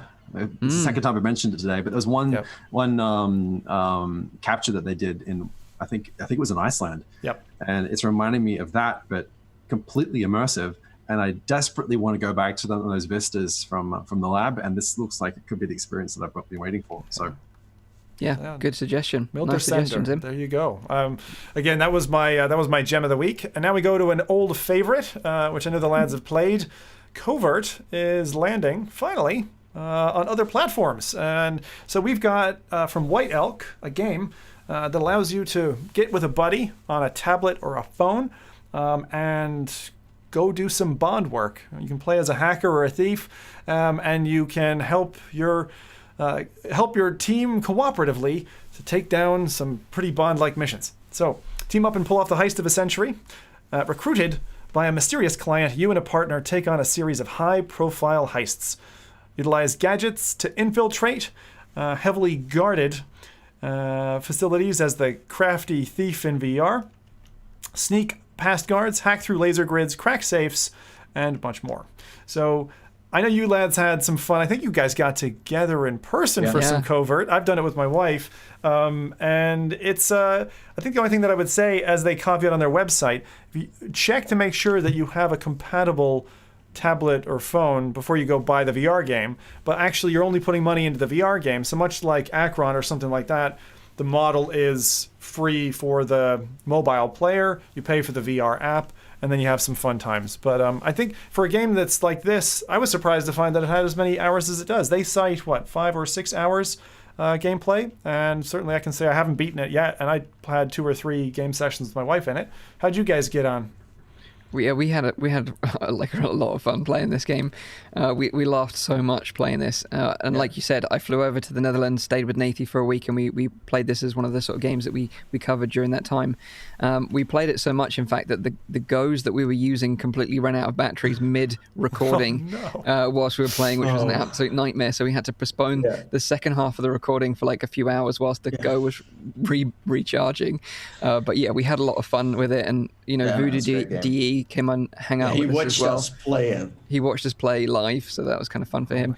But yeah, we had an absolute blast, and I would highly recommend it, because I think especially if you've got family members or brothers and sisters that you've only got one headset and they kind of want to get involved, this is such a great way. And like you mentioned, Akron, another great game where you can get your family members and friends involved without having a second headset. They can play on the mobile device, and actually they're an important part of the game. You can't play the game without them. So it's a really cool model, and I love games like this. I think the trailer that they have for this game is not selling it enough that well. So I'm not saying like go. Have you seen a good trailer for an asymmetric game? Akron was kind of was pretty good, but it's trying to sell that, like it's coming hard. from like trying to sell just a single player VR game. It's already hard. Trying to sell an asymmetric play where someone is not playing the game but they're on a flat device. Like we've been in talks with some companies of some developers making asymmetric games. How do you sell that? And it's really hard. So I like, for me it pops up like mixed reality is something that kind of works. But Mike and I sold it in the end. I totally agree with Chris's point, though. I mean, in terms of seeing it, even if you've got like Akron or Covert, I've seen them both played by streamers. People like Ramarcus, for instance, who's done a show with his kids or whatever, and he's got the tablet screens captured and all that stuff. It still doesn't get across the feeling of playing it. You can show it, But you can even film, like doing mixed reality of the VR player and maybe just a screen of the other person playing on a tablet, but it doesn't have the same sort of cat and mouse sort of giant versus small person. Like there's a team in Belgium making Panoptic, which is another asymmetric game that I adore. Yeah, it's good. But trying to sell that without playing it is really hard. Yeah, I totally agree. I think making, even just traditional trailers for VR as well is very difficult. We were going to talk about Lies Beneath, but, you guys talked about it on last week's show. But again, when you watch the gameplay of that, although you understand it as a VR gamer, for someone that's never played a VR game before, watching that, it's very difficult to understand what that experience would be like. Yeah, especially with like comic book pop-outs and the kind of layers of immersion does not. If you haven't put a VR headset on yet, you're just not gonna. It's not going to click, right? You're not going to get it. So last thing I'll say there is, and I always like highlighting at least kind of one review a week if I can, on this, on Covert. Joby1 Kenobi said on Oculus Home Reviews, he said, great name, right? Amazing name. Joby1 Kenobi. Great fun, good for bonding and teamwork. The controls are a bit of a pain, it's true, but it doesn't detract from the fun. Today I watched my 12-year-old son in VR, my 4-year-old on the tablet, and the two of them had a great time working together. I wish there were more games like this. And as a dad, I can say that like VR co-op games are an excellent way for kids to learn like how do you work together, how do you get over frustrating bits, all that kind of stuff. Like it's a really, really handy thing. So that is Covert. One more little piece of tidbit of news here, which I caught just coming into the podcast, and I can see the gentleman is 3 hours away from finishing. You guys know I like Skyrim. Well, there is a 24-hour Skyrim stream right now. Skyrim VR on a treadmill. Can you guys guess who's running this? A treadmill. Who Disrupt? would? Yep, bingo. Disrupt running 24 hours on a treadmill. And I've seen him. He's going the whole time. How he has that much stamina, I have no clue. He's been going for about 2 hours that I've been watching him. He's 19 hours in, I think. 19, is it? Yeah, 21 hours in on his 24 hours. So he's got 3 hours to go. This is awesome. Can't after the show or whatever, go catch this guy. He's got to be tired at this stage. That's a lot of hours to be running. This man keeps pushing the boundaries of what's possible in VR. It's like mental. It's not about VR. That's what's possible. No one can run on a treadmill for longer than 20 minutes. Sure. Yeah. Exactly. You're all crazy. Anyone saying anything? This guy's from a different planet, man. I've literally seen him running for at least 2 hours. Now he takes breaks like walking and stuff, but he's been moving constantly since I started watching. I don't know if he's taking breaks or whatever, but holy cow, good on you, Disrupt. And good game to choose. I want to see Mike doing the same, but then with cyber shoes. So this is where the title of the video will be "Man Dies in VR" for the first time. That will be me. I'll be collapsed on the floor, dead. From cyber shoes? Don't you sit down with those? even that's hard going though. After a couple of hours, I would say. Yeah, amazing. So that's it. So those are our releases and a little bit of extra news there at the end for the week. So Separation for PSVR, Mittelsander for PC VR, Covert Rift and PSVR launch, and Disrupt doing 24 hours on a treadmill. So, better him than me. Does he also use horses and stuff, or is he just running around all the time? I saw him running when he was like opening chests and doors and stuff. He is constantly running, even if his game character isn't running. It's very odd. God. Yeah, very odd. So quick question to Chris then, before we move into talking about Space Pirate Trainer and Space Pirate Arena and everything else. Do you sort of tend to pick up on these like indie titles that are sort of underlying, that sort of fly under the radar? Do you get to play these games? I do my best. I do my best to follow. I mean, it's hard to play them all. And you're talking before about playing like the titles to completion. Like I never get to complete a game, especially a VR title. My objective for this is usually to see the mechanic, understand the mechanic, and then learn from it. I do my best to play whatever I can. Especially been digging the Oculus Quest titles that have been coming out lately. Like it's much easier for me to get time on that than it is on my PC to play. Yeah, just because of the accessibility time, it's just so much quicker, right? You just put it on and you're in. Yeah, for sure. But I'd imagine like a lot of these like little indie titles, sometimes they have unique mechanics that are quite interesting from a developer's point of view. Also, a lot of these indie titles are coming from friends of mine. Yeah. And so I'm, as a friend, compelled to try them. Yeah. Either as someone saying, hey, can you try this early mechanic that I've been working on out, or just to appreciate them and support them in making a sale. Yeah. Because everyone in the VR community is very small, and we need as much support from each other as we can get. That's very, very true. Very true. Kind of leads us on nicely into the main topic of this week then, because we're going to be talking about Eye Illusions. Obviously, this is Chris Hannay. If you've just joined us recently on the stream, we're going to be talking about Space Pirate Arena, a local multiplayer arena game that they've been testing and playing around with on Oculus Quest. And maybe because, you've sort of hit the nail on the head there, that you're kind of veterans in the VR space. You were there from the very, very beginning of consumer headsets being available to buy. And with Space Pirate Trainer.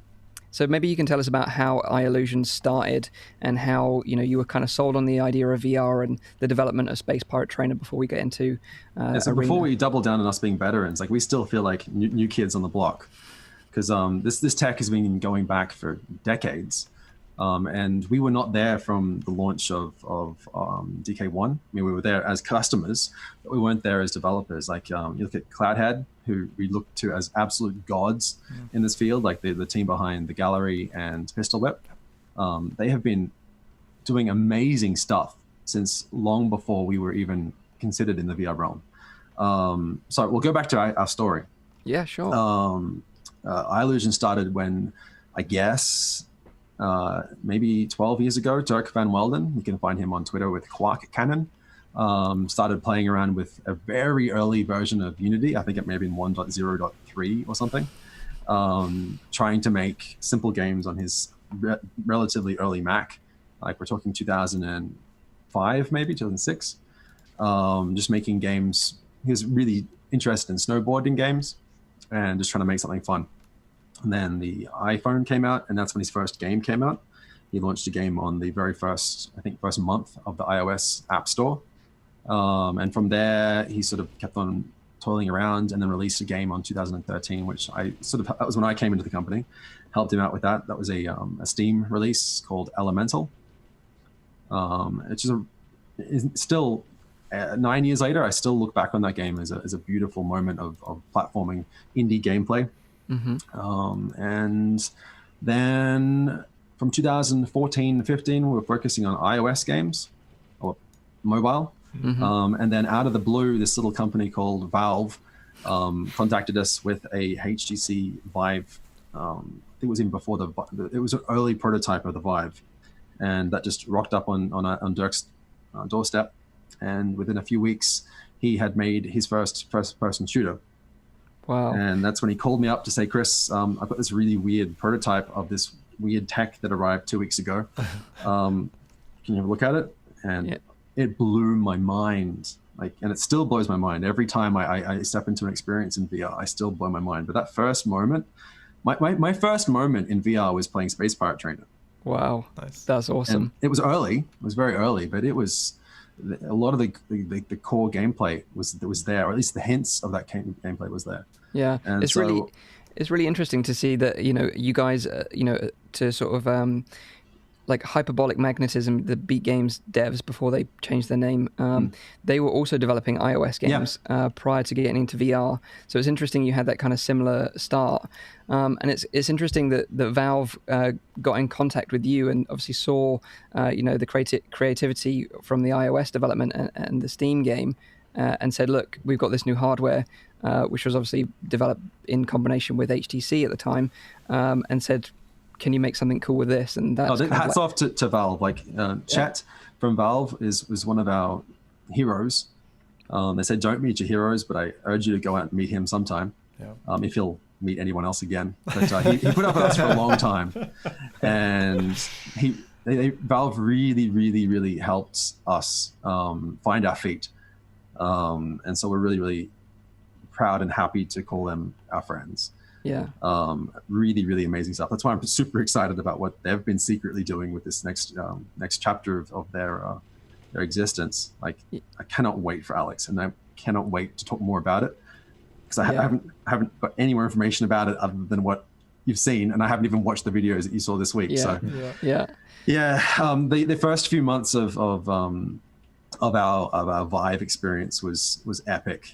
We went from an iOS developer to overnight a VR developer, and then we've been pretty much full-time game making ever since the Vive launched. And how was that for you? Like, launching as one of the first sort of lineups for like, the Vive when that came out.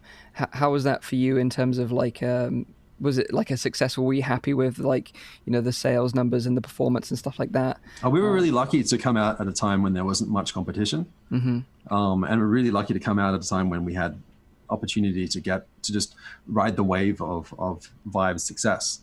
Because quite a lot was sold in the first months. Like there was quite a lot of anticipation for that. So we were quite happy but we were so excited just for the tech to exist that we weren't worried about numbers. I still technically am sometimes doing consultancy work, but at the time it wasn't about can we make money from this game. It was let's just keep on doing crazy stuff. Let's make some fun, which is the mantra for our company still. That's awesome. We are doing this full time now, so this is our company. This is how we pay our wages. But it's still the core requirement for what we do in VR is, or what we do in our jobs is to enjoy it.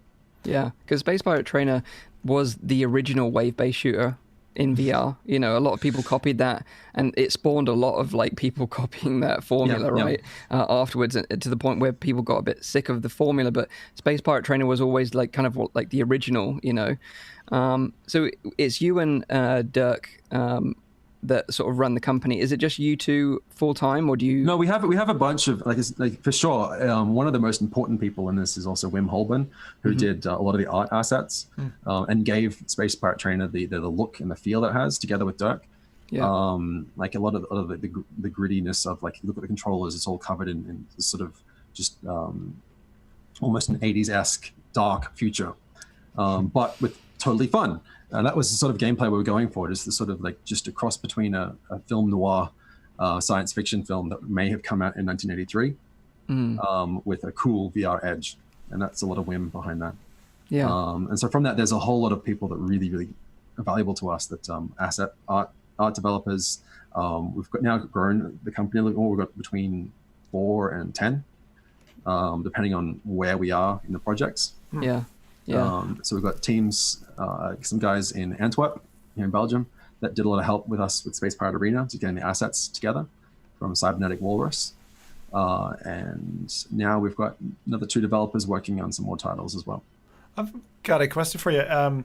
It seems to me that although it's an advantageous U-turn going from kind of iOS or mobile development through kind of PC platform, and then have that platform kind of take a step towards, Quest and again, mobile development essentially, that seems to be like really working in your favor for people who carry that experience. Does it really, are there parallels? Does it help you, or is it pretty much starting from scratch? From the start, optimization and getting your code to work at a low level has been important. But comparing Quest development for like iPhone 4 is night and day. Like the Quest development has been way one of the hardest things. Not to say that the Quest is hard, but to get performance of 72 frames per second with the physics that we have is something else. Like this is the fact that the Star Wars game, when I first saw that, my brain exploded. Like the visual fidelity of that title is just amazing. So and Red Matter as well. Have you played Red Matter? Yes. Again, another one that blows my mind. That was one game that I went back and I bought that on Steam sometime 2 years ago. Whenever it was a while ago. And then playing it again on the Quest, I had to go back to it again with my index just to make sure that because my memory of it wasn't that good. As far as fidelity goes. But wow, they've done an amazing job. So I still don't understand that. I don't understand how, without some advanced like platform-driven processing, like what you're seeing NVIDIA and Code do with their driver support for VR, where you're actually eradicating part of the scene, you're not doing those calculations. how on mobile is this possible? I mean, there's got to be shortcuts taken, very complicated shortcuts to achieve that kind of performance and the outcomes we're having. There are now probably 5 or 10 titles which have gone beyond what I expected this fast. It's less than a year since launch, and developers are managing it. I mean, 5 years from now, it's going to be a lot of those tricks will be better known, But it's just I'm smitten with it from a user perspective. I don't understand it, and it's just I never thought it would be technically possible to see that leap, that we'd be able to do, like you said, 72 hertz gameplay on a phone, calculating all the VR movements. Not on a phone. Hell. This is on a phone from 2015. Yeah, it's just like, right? I don't get it. Yeah. It shouldn't work. The capacity, the capabilities that are coming out through the and it's technically mostly indie development scene, it's staggering. So I'm really honored to be part of that, and just to see what is capable these days. Yeah. I'm really excited. Yeah, and as we can see in your background there, you've got a little Oculus Quest award there. Maybe you can tell us a bit about that. This is it's quite heavy. This is a little it's awesome. Where can I get in the camera? It's a little present from Oculus saying thanks for launching a title on the Quest. So it doesn't work for viewers at home. Maybe work for a mouse. Mike's new pup is very sad. Yeah. But maybe you can tell us, a bit like how important has the Quest been for iLlusions and Space Pirate training? Oh, it's certainly been an amazing year. We anticipated that it would be successful because just when we were playing, like when the Santa Cruz in the 2018 era, when we had a developer access to the hardware and we were all shush about it, all we had access to was our own games, and we knew what we were capable of doing. So we're excited about that. We didn't know the price point. We didn't know when it would come. We just knew that our game was possible on it, and that made us excited. Yeah.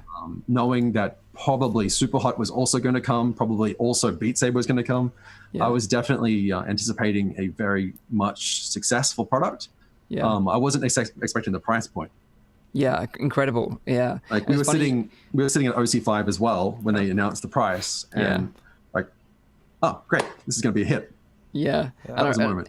And it's funny you refer to it as Santa Cruz as well, because I remember for the longest time we all were calling it Project Santa Cruz, and then of course it eventually became the Quest, which I think is a fantastic name for it.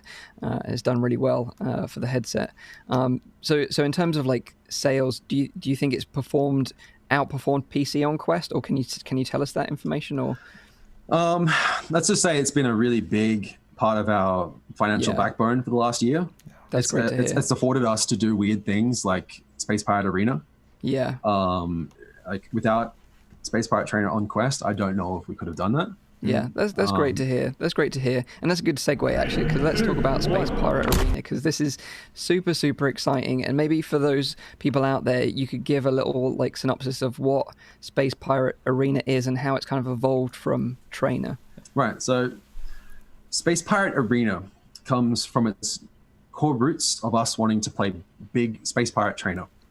So like when we had just shipped Space Pirate Trainer on Oculus, this was late 2017. It's Oculus Rift. This is way back. This is old people talk. Like, remember when the Oculus Rift and Touch came out? We shipped that, and then in the months afterwards, we took some time off because it was exhausting. That whole 2016-17 year of just finishing Space Pirate Trainer and then shipping it. Wait, Touch was 2016. Yep. Whatever. Anyway, we spent 2 years, and we launched Space Pirate Trainer in 2017, the 1.0. Mm-hmm. And then also launched for Windows Mixed Reality, which is another story. And then spent, let's say, 3 months or so just sort of exploring new ideas. And one of those new ideas that came out of it was multiplayer, or 2 people in one space, as big a space as we could get with Windows Mixed Reality headsets. Just exploring whole scale, we called it back then. Wow, and this was on Windows MR. Yeah. So when we got those headsets, they were the most freeing devices we'd ever seen. Like there is no limit in how much tracking you like.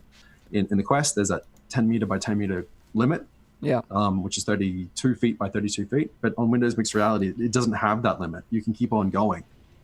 It has a wall recommendation, like no bigger than this, but you can keep on walking on that cliff house in Windows Mixed Reality. So you were experimenting with 2-player local multiplayer before Quest even was a thing, you know? Yeah. Long before we had the hardware of the Quest, we were working on Space Pirate Arena. That's awesome. And so what the core of that game is multiplayer. Yeah. And we found it really fun just playing co-op multiplayer. Player versus player, sorry. Co-op was fun, but we really, really enjoyed player versus player because it just created so many different things in VR, especially in co-location. Right. And I take it at this point, you're using Windows MR headsets with like backpacks or something, or laptops in your backpack? Everything from a Surface Pro to a laptop in our backpack.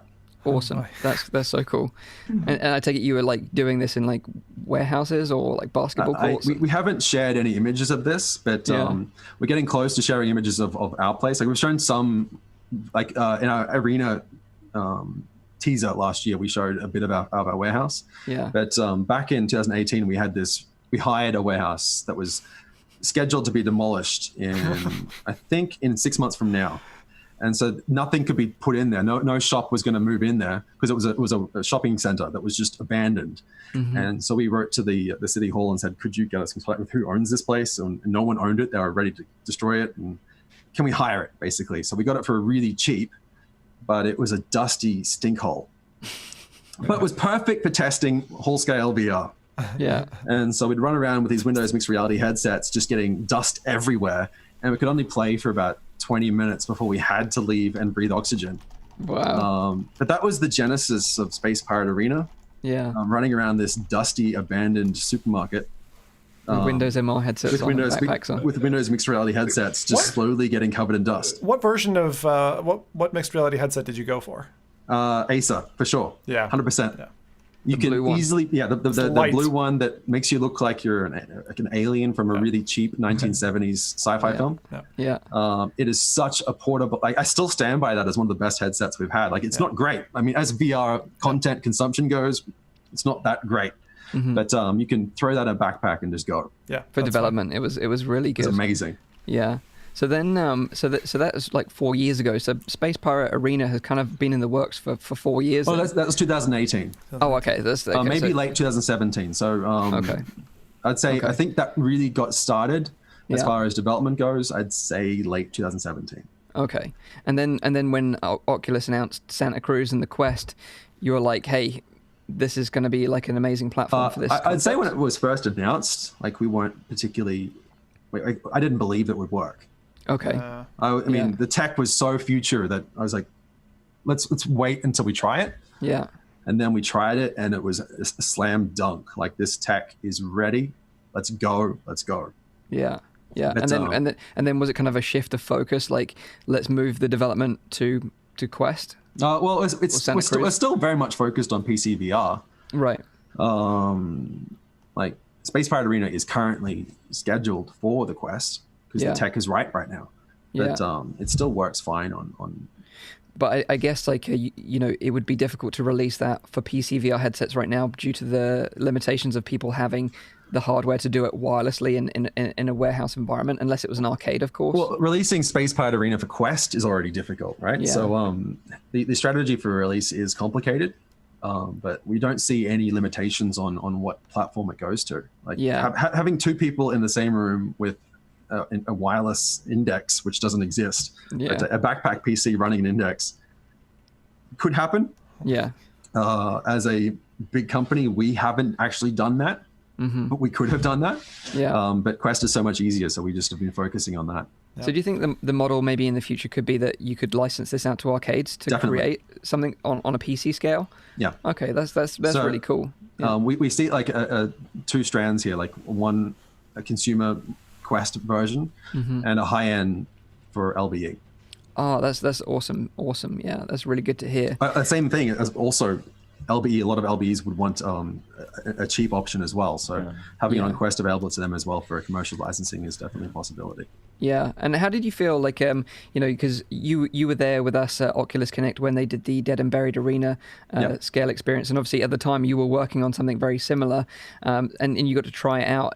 Did you take away any sort of bits and pieces from that demo to think, oh, this might be quite useful for our development as well? I was really impressed that Oculus were putting it on such a high mantle. because we had Arena at the same event, but we're very, very secretive about it. Yeah. Like, I don't think we'd even announced Space Pirate Trainer at that point in time. Wow. Right. In fact, I'm almost certain we hadn't.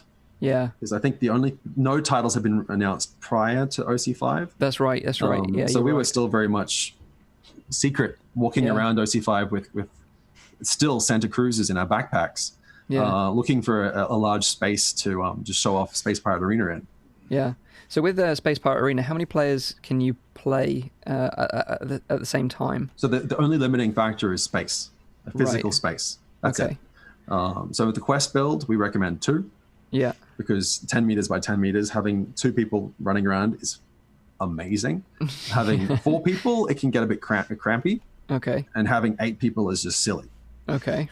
But you've experimented with that. Yeah. Which must be that must be a lot of fun. Well, it's just less running and more just game over.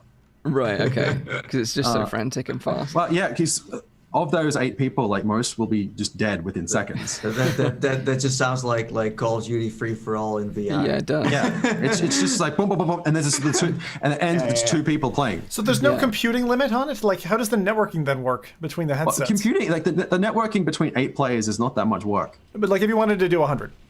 100, we haven't done that. Isn't it, like, I imagine there's an inherent limit in terms of is it every headset is networked with every other headset? Is it a mesh? No. Okay. So for Space Pirate Arena to work, there is a server app running somewhere. Yeah, I was going to say.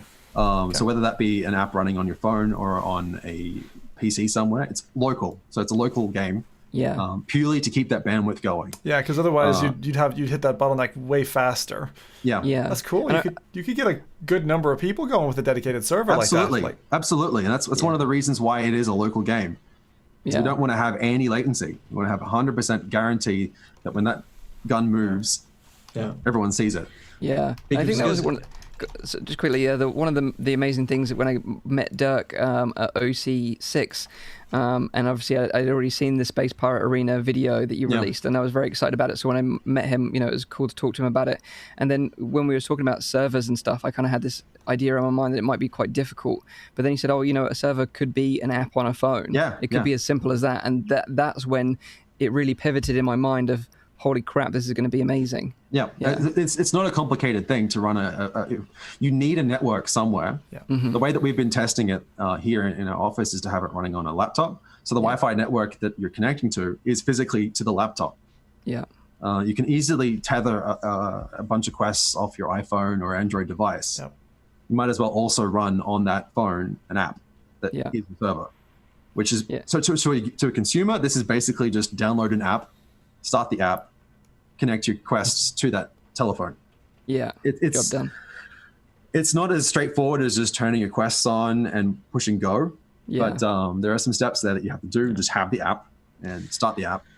But that gives you the opportunity to travel around with a standalone VR headset. Let's say for a consumer, and rent a place and play it there with your friends. So that's a nice part of having that hotspot. Because this is, ever since we played the Dead and Buried Arena scale experience, we've had this, idea and vision in our minds that, a bunch of friends meet up in a basketball court or a tennis court and play local multiplayer Quest games together. Yeah. So maybe, for those that maybe haven't seen Space Pirate Arena, maybe you can describe a bit of the gameplay and how the kind of how the rounds work and how you win as a player and etc. Sure. So back to your basketball court analogy. That's exactly who we're developing for. Yeah. So we're not developing this for arcades, although I think they could definitely profit from it. Mm-hmm. We're making this because we really love the experience of running around in VR. So Space Pirate Arena is a multiplayer, player versus player shooter, essentially. Yeah. That's it. That's it in a nutshell. It requires physical movement. If you want to move over there, you have to go over there. And that in itself sounds pretty straightforward, but when you're doing it, it becomes so intense. You've got 2 or 4 people generally. So we're keeping it at 4 at the moment, maximum on the Quest at least. That many people running that quickly, you can only play for a few minutes before you really have to take a break. So our players have one gun, basically one of the guns from Space Pirate Trainer, and on the other hand, a shield. So you can swap between them, have a gun in this hand or a gun in this hand, similar to Space Pirate Trainer. And you basically start a level, which is usually a small grid, like a 10 meter by 10 meter grid, like a small maze. And a lot of the level design that we've made have featured like office space design, where you can sort of like look over over the walls or under the walls through gaps in walls to sort of encourage players to not always be comfortable with where they are. Right. So you're in a hallway, but there's a good chance that someone might be able to shoot through the wall next to you. Right. And I remember some of the comments from the video, because I posted it because I thought it was so cool. And a lot of people saw it and were making comments like, what would stop someone from cheating and just walking through a wall, for example, to get to the other player? So yeah, that I'm sure was like the main aspect of our early development. Like, because we're starting off with the core product of Space Pirate Trainer, which is basically a wave-based shooter. There's things in front of you and you shoot at them, but there's no actual geometry of gameplay, of level design. So our first step, especially Dirk's first step, was to work out how to make level design in VR work when your core mechanic is physical movement. So what stops the player from just charging through the wall, like in old terms, just clipping through stuff, right? What stops you from doing the IDD, QD and just bulking, going straight through the walls? Exactly. Well, the solution Dirk was really, really, really careful not to talk to me about before he did it. Like he just said, "No, don't worry about Chris. I've worked it out." I'm like, okay. And then like a few days later, he said, "Chris, come over here, try this out." This is a while back. This is about a year ago. He said, "Just try." Maybe 2 years ago. This is early. This is with Windows Mixed Reality still, I think. Wow. Okay. Try this out. Walk towards me. And so he was dressed as a prototype space pirate, and there was a wall between us. So I just walked through, and the whole world just disappeared, and all I could see was this arrow saying, "Go back." Yeah. And so I looked around, and there's this green square behind me. And I just walked back to the green square, and the level came back. Yeah. And so the trick that he's implemented is to literally destroy the universe, take you into a void, yeah, and make you go back to the spot that you last clipped through the wall. Yeah. Definitely do it. And when you're in that void, everyone else can still see you. Yeah, so you're vulnerable. So you're totally vulnerable to gunfire. So the first time you do it, you go, "Oh, that's really cool," and you never do it again. Yeah. What's also like interesting is next to that, you guys also made this mechanic where if you stick your like hand through the wall, you can't shoot anymore. It just the trigger doesn't do anything. Yeah. So the gun makes this little like wow wow sort of sound effect. Like if you put your hand through the wall, like an example could be like there's a glass wall. We have a whole bunch of glass walls in some of the levels. You put your hand, because you can see the other person, like you can see them in front of you, but you put your hand through the glass wall, it doesn't work anymore. Yeah. And also, like if you just sort of are like leaning around a wall and you sort of shoot, but you're clipping into it, can't shoot. That's really smart. So Nathan actually got to try it out this week. I think he's one of the few people outside the studio that has actually played the game, right? So what were your first impressions of Space Pirate Arena, and is it as exhausting as Chris sort of makes it out to be? It is. It totally is, but it's super funny. It's such a great experience. What I enjoyed the most is just when I saw like Chris in this arena, and then I was chasing him, and we were just running around through this arena. You know, it's just amazing because the player model you guys built looks very realistic. It moves in a way where you feel this personal connection. So when you then see him running away, it's almost like I see Chris doing it in real life. It's great. It's highly competitive. It's super addicting. Like the moment you jump in, you just wanna win. And the nice part is right now, like the rounds are super short, so it's like it's over before you know it. It's so fast. It's so quick. So let's say if I would be playing this in an arcade, or I would be playing this somewhere at a basketball court or a tennis field, whatever, and I would show this to people who have never tried VR, they would I think they would get hooked pretty fast.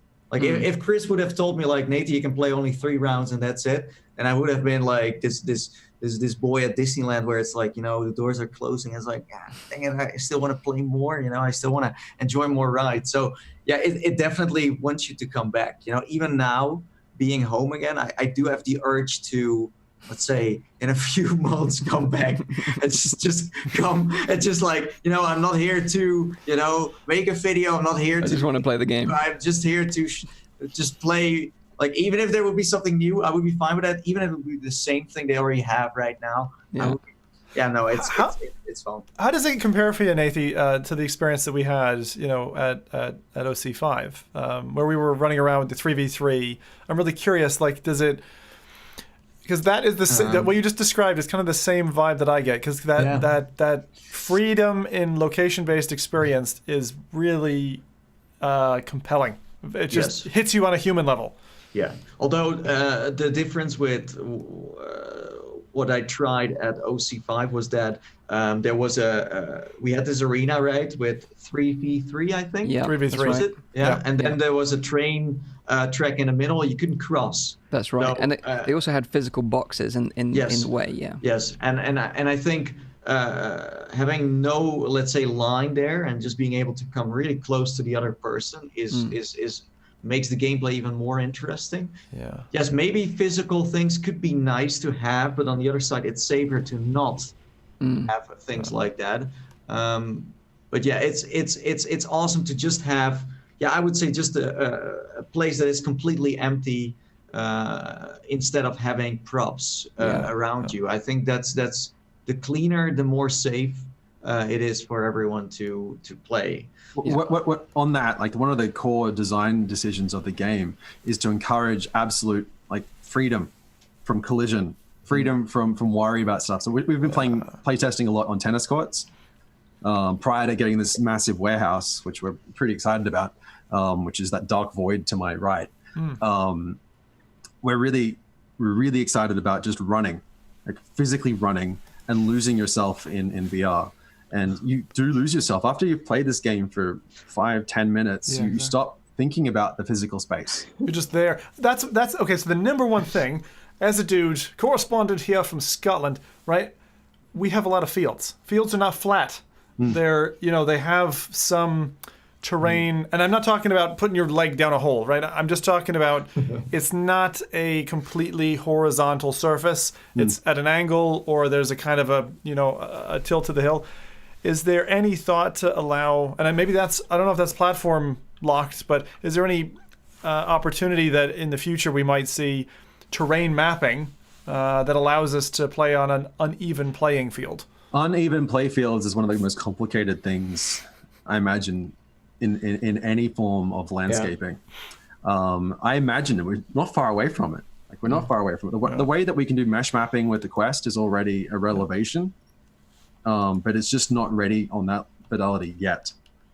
I would imagine give it a generation or two, and Scotland's hills will be mappable. And there'll be people running around in VR headsets blasting each other. So right now, the place to be is here in the lowlands, where everything's flat. Yeah. Belgium is completely flat. Like, people celebrate the town where we're based because it has one of the largest hills in Belgium. That's amazing. It's not. I don't even acknowledge that as a hill. It's a bump. It's barely an inconvenience. Yeah. But they've never been to San Francisco before. Exactly right. Like, there are some hills there that they don't call hills. They're just like, oh, that's just a street. Well, see, like, I just feel like your kind of game, right, would work. I've had experiences, let's say in Ireland, right, where we've got like a whole bunch of like grassy knolls and ditches and runways in the forest or whatever. And I feel like if for that, it's great for one thing, is that you get that experience. You're getting shot with paintballs, and it's like, it feels very real. On the other side, it's bad for the environment. You got paintballs, going everywhere. You've got expense. Those are a really expensive thing to do for like a birthday party or whatever. But if everyone had a headset and was able to do that mapping, the kind of finesse in space-powered trainer, space-powered arena that we see, like, I'd love to see something like that, where literally you can just remap any terrain that you've got and just have a go at the game. But I see Dirk Van Welden just joined the chat, by the way. Hey, Dirk. He is sitting somewhere, I think, in the Ardennes, the hilly part of Belgium. There are actually hills. So now that I have an actual Belgian making me watch my words, there are hills in Belgium. So maybe you could tell us about like how you went around. So do you kill the other player, or does it just like hits on them from your weapon, or how does that work? So there's so each player has 3 like hearts, like in a standard video game cliche. Yeah. And the objective of player 1 is to shoot the 3 hearts of player 2, and vice versa. Yeah. And so bring it back to Nathy, him and I are running around like crazy around this maze of a labyrinth. My objective is to find him first and foremost, and then zap him with my blaster. Meanwhile, he's trying to run away from me and do the same thing to me. And so you end up with this cat and mouse versus cat sort of gameplay, which is heavily like it's about finding a place that you're comfortable to hide in, but also know that you have to run pretty soon. And so it's pretty frantic, but it's basically laser tag, where you can just play any level, anytime. It's like playing hide and seek, but at the same time you play like pretending you're somewhere. Where it's like there were these moments where Chris was just looking the wrong way, and I was just behind him, but he had no clue. I was like, "Hey, that's awesome. Chris, what's up, man?" There's a really good question here in chat, and as somebody who doesn't use the safety straps, I gotta ask this question: are there any throwables like knives? I don't use the safety straps either, and I'm not going to introduce. I mean, we could, but we've thought about putting in grenades. Because one of my favorite ways of playing Space Pirate Trainer is a grenade, but we have to decide on what gets implemented, because grenades and throwing your controller at your other player, it could be a mess. I was going to say, if you've got a lawyer, they're probably going like, no. Our lawyer doesn't know about this game. We're not telling them at all. Wow. Good. Keep it that way. Good decision, yeah. One thing I noticed in the gameplay was that you can ricochet bullets off walls as well. Is that going to be something in the game? Or Definitely. That's one of the best ways to get past the stagnation of a player or 2 players in lockdown. Hiding behind 2 walls was to introduce the mechanic of being able to shoot around the wall. So if you charge down on your Quest controller, over there somewhere, but you hold down the B button, the longer you hold it down, the more times it will bounce. Yeah. That's awesome. Which means that you can't shoot while you're holding the B down. So you have to decide, do I want to be able to shoot quickly, or I'm going to do a charge shot? Yeah. And it can really change the way that you play, because you can also get hit by it rebounding off yourself. So you have to carefully pick your spot and then let go, and then there's bounces around like crazy down the hallways. So it's kind of like a risk or reward thing, you can't hurt yourself using this mechanic. I definitely did it at least twice in the game match against Nathy. It's like the classic green shell, isn't it? Where you accidentally green shell your own ass. Yourself, that's a really good point. It's funny that with this space, you come up with all these crazy ideas that you want to try. Where Chris and I did this thing that they do in the Wild West, this stand up where we were like standing back to back, doing 3 steps, and then turning around, trying to shoot first. Or there was this one moment where we wanted to try out because let's say if I come too close to Chris or Chris comes too close to me, there is this like tube around it that says danger. So it does tell you like, don't get too close to the player. But I was like, I wanted to show what happens when we just hugged each other. It's like, it was one of the most awkward hugs I've ever had in my life. But it's so funny. Because I even like Dirk and I have never crossed that boundary of virtual Dirk and physical Dirk. Yeah, like Nathy pushing boundaries. We hang out all the time, but having that avatar become real was such a weird experience. It's so weird. And the fact that you captured that on film still freaks me out. But it was definitely an experience that I won't forget, Nathan. Thank you very much for that. Pushing VR boundaries and personal boundaries. That's Nathan.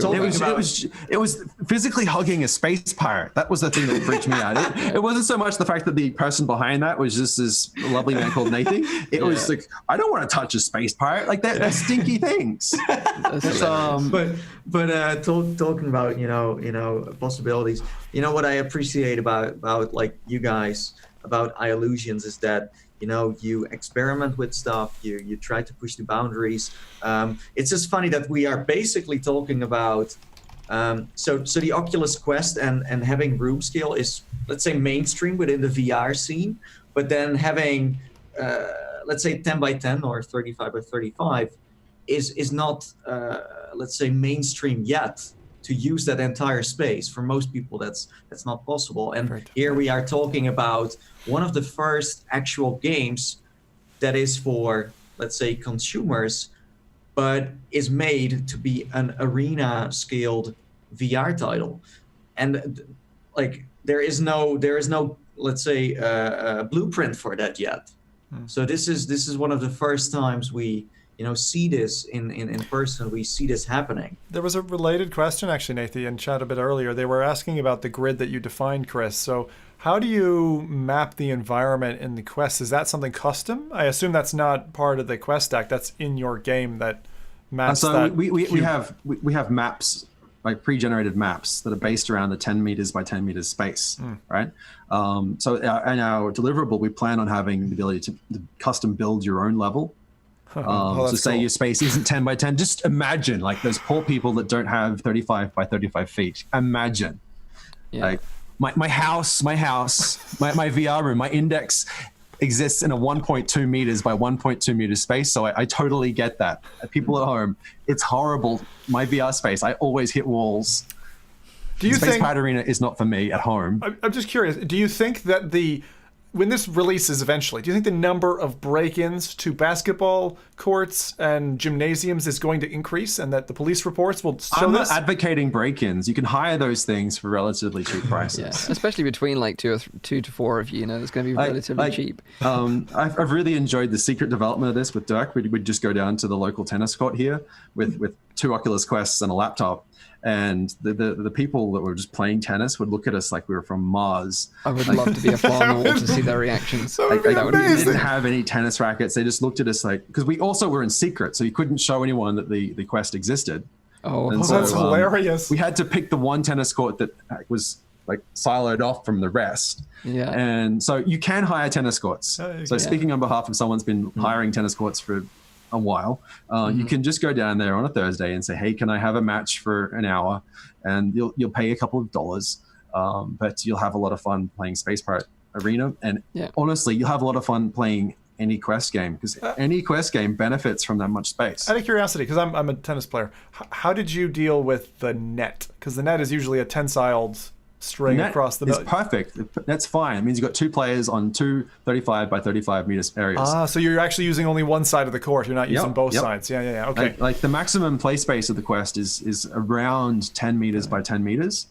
And the half a tennis court is 12 meters by 12 meters. Nice. So a tennis court is absolutely perfect for a Space Pirate Arena. If you want to play it safely, have one player on one side of the tennis court, another player on the other side of the tennis court, and you're never going to collide. Yeah, and you're chained in, and you might bump into the net at worst, right, or into the chain link fence that's surrounding you. So it's great. You'll miss out on that weird hug moment that might eventuate, but you can just do that after the game, and it'll be a whole lot less weird. Exactly. After game hugs all around. Maybe pre-game hugs, because you get a bit sweaty. Hugs. Yeah. Okay, that's a good point. One more question here, just in terms of so you and Nathan obviously played in the same box, so to speak. Is there the capability to play with someone who isn't in the same box? So, for instance, if you wanted 5 players, 2 are in your space and 3 who are somewhere else, or is it strictly local? Of course, you can do it like that. Like the mapping, it's as long as you have the same size area, it's free to go. That's so cool. So I think even Nathan, when you were over the other day, we played an example of you in one room and me in the other.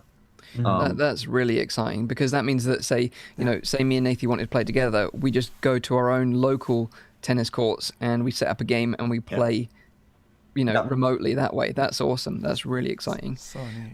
And I think the big question now is, of course, like, where are you at with the game now? Well, the game is technically ready to be played by anyone right now.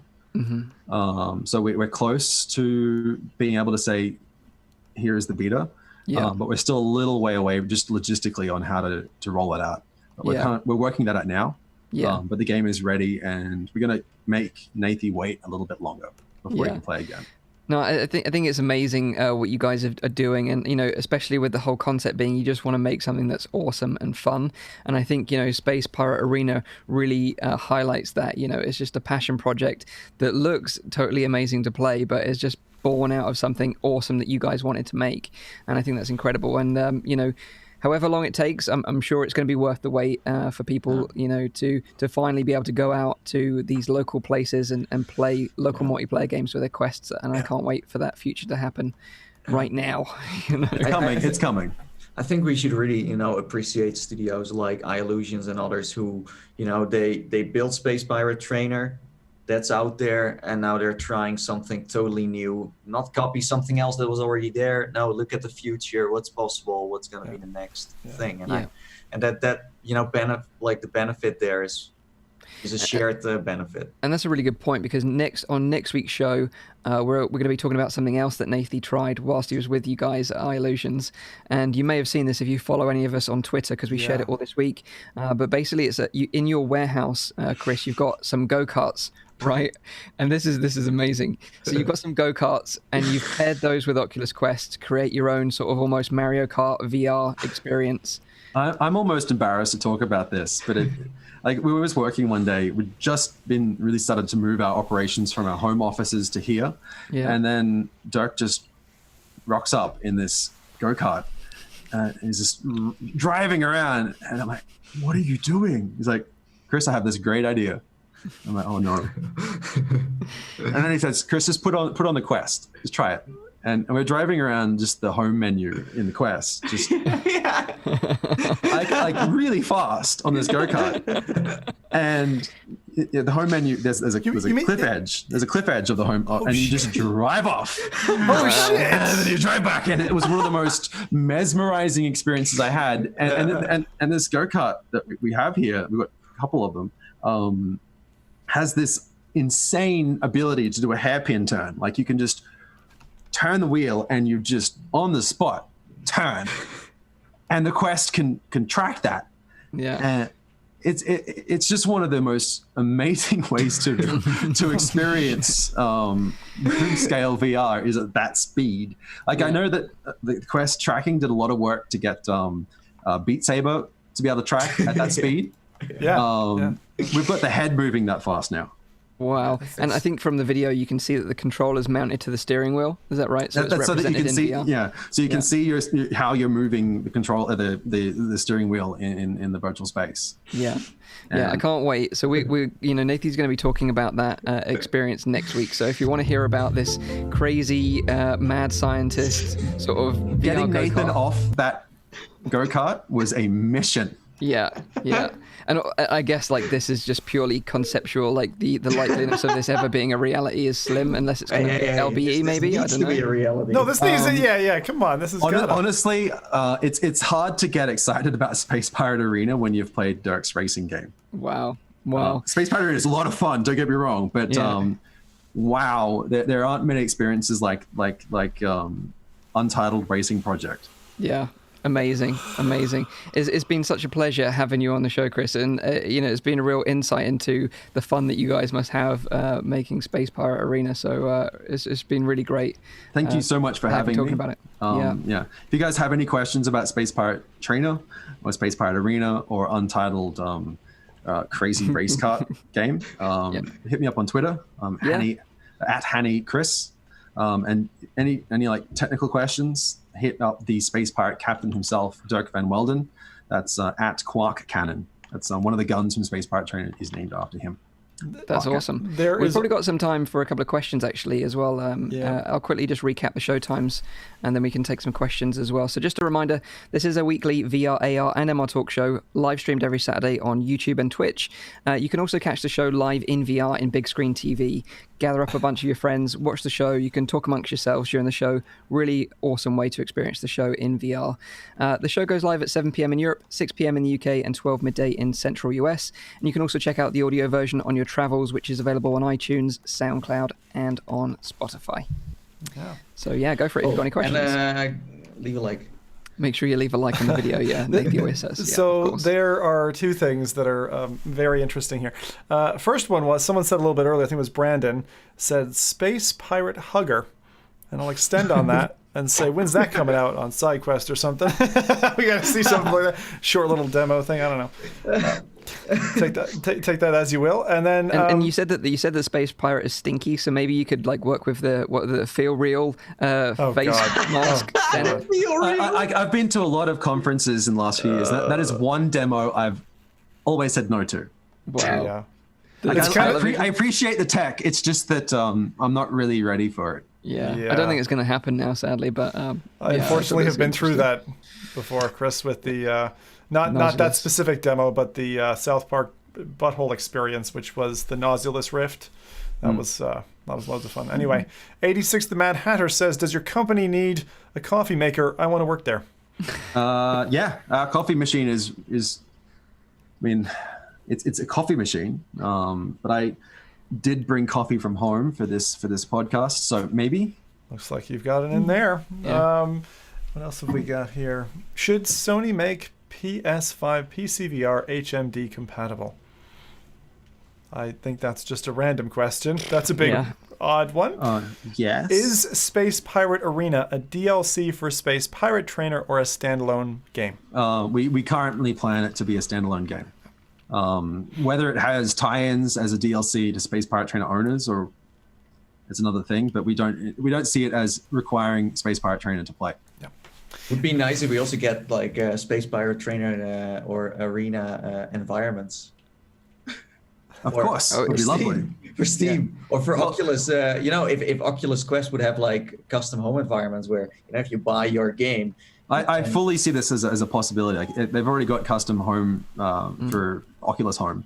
So I imagine it's possible for Quest too. And also merch. You need to get some merch out there because we'd happily wear some merch on the show. Right. So we know how to get in to We'll find a way. That's it. Me and Nathan will make sure we wear them on the same day. You guys are suckers for sweaters, so we'll go sweaters. There's a question from Paradise DK Armad. Sure. Has anyone crashed the go-kart in VR yet? We've had a couple of incidents not in VR. Most of the incidents we have are generally because it's interesting to watch how a player plays without the headset on and then with the headset on. I remember when watching Nathan and his brother driving around like maniacs, like absolute maniacs. They are maniacs. And then they put the headsets on and they drove like a 120-year-old grandmother. Yeah, super slow. Like bless my grandmother's heart, but she drives much faster than you did when you started in VR. I almost crashed into Dirk the first time I was on it. Like when you were driving around with the headset off. Yeah. So in VR itself, I find that most players respect the Guardian. Yeah. So as soon as the Guardian comes in, they stop because they see that as the wall. Yeah. Whereas in the physical space, there is no Guardian, there is just a real wall. And so you just respect the real wall. So players are more akin to going closer to objects in the physical space than they are in a That's really interesting. That's amazing. Maybe final question, and with your experience in VR, obviously many years now, what are one or two experiences that people just need to play in addition to, obviously you plugged the Under Presents earlier, which for those who joined us a bit later, is a really eclectic collection. One or two other things that you would recommend? Like it's hard because things change really quickly, right? So things that wowed me, like fundamentally wowed me 4 years ago, might not necessarily have that same feel today. Like because one of my things I was most anticipating in VR for years was the gallery from Cloudhead, which going back is still an amazing experience. But for me, that was a fundamental moment in narrative in VR. And then more moving towards more modern, like the Under, I think takes the mantle of how narrative can be done in a fun way. It's a really exciting gameplay experience. And then obviously the obvious ones like arcade experiences like Beat Saber, super hot. This Space Pirate something. I just really like getting lost in small mechanic based games like Vertigo. I really enjoy that. Oh, big Vertigo fans here. Yeah. Has Vertigo 2 come out yet? Have you played the demo? Yeah. The demo, yeah. Okay. Yeah, just the wanted to game make sure. isn't released yet. No, Vertigo is mesmerizing. Yeah. Well, I love the fact that they're remaking the original with the new assets and mechanics from the second version as well. How are they doing all this? I have no idea. They're amazing. Is the developers asking how are they doing it? That's I know how hard it is for us to get all our stuff done, but to do Vertigo 1 and Vertigo 2 simultaneously, that's crazy. Yeah. And then just exploring content on the Quest. Like I've had a lot of fun the last year just going through stuff and just having a lot of fun. Revisiting old experiences that I hadn't touched in ages, like playing Superhot again in the Quest, in our warehouse. Totally different experience. Yep. I just like exploring weird stuff. There was the Steam VR bundle that came out last week that ended last week. I don't know if you guys, I think you guys talked about it last week. or sometime, with a whole bunch of titles in it, like going back to Gorn again. I hadn't played that in ages, and it kicks ass still. Gorn in an arena would be amazing. Oh my god! It's beautiful. It's beautiful to not worry about locomotion, how to move. That's how that game should be played. So basically, you're saying just get your Quest, take it to a big space, and enjoy some of these games with the freedom. Play all of your games again. Yeah. And it's just go to a tennis court. Everyone, like not now because it's 9 p.m. on a Saturday. Yeah. But find a tennis court, hire it out for an hour, play your Quest titles again, and just discover them in a way that they just may have not been designed for, or ways that just augment how they were designed. That's awesome. It's cracking advice. Advice. And back to the tennis, the table tennis stuff. Like play that in a big space. Exactly. Play it proper. Oof, it's good fun. It's been a fun show. It's been an absolute pleasure having you on, Chris. Thank you again for joining us. We'll be back, of course, next week at the usual time. Rowdy will be with us as well, and Nathan will be telling us all about his time checking out the Untitled Go-Kart experience from iIllusions, and I can't wait to hear about it. So make sure you tune in then. Until then, have a great week in VR. Take care, and bye-bye for now. See you later. Bye-bye. Bye. Bye.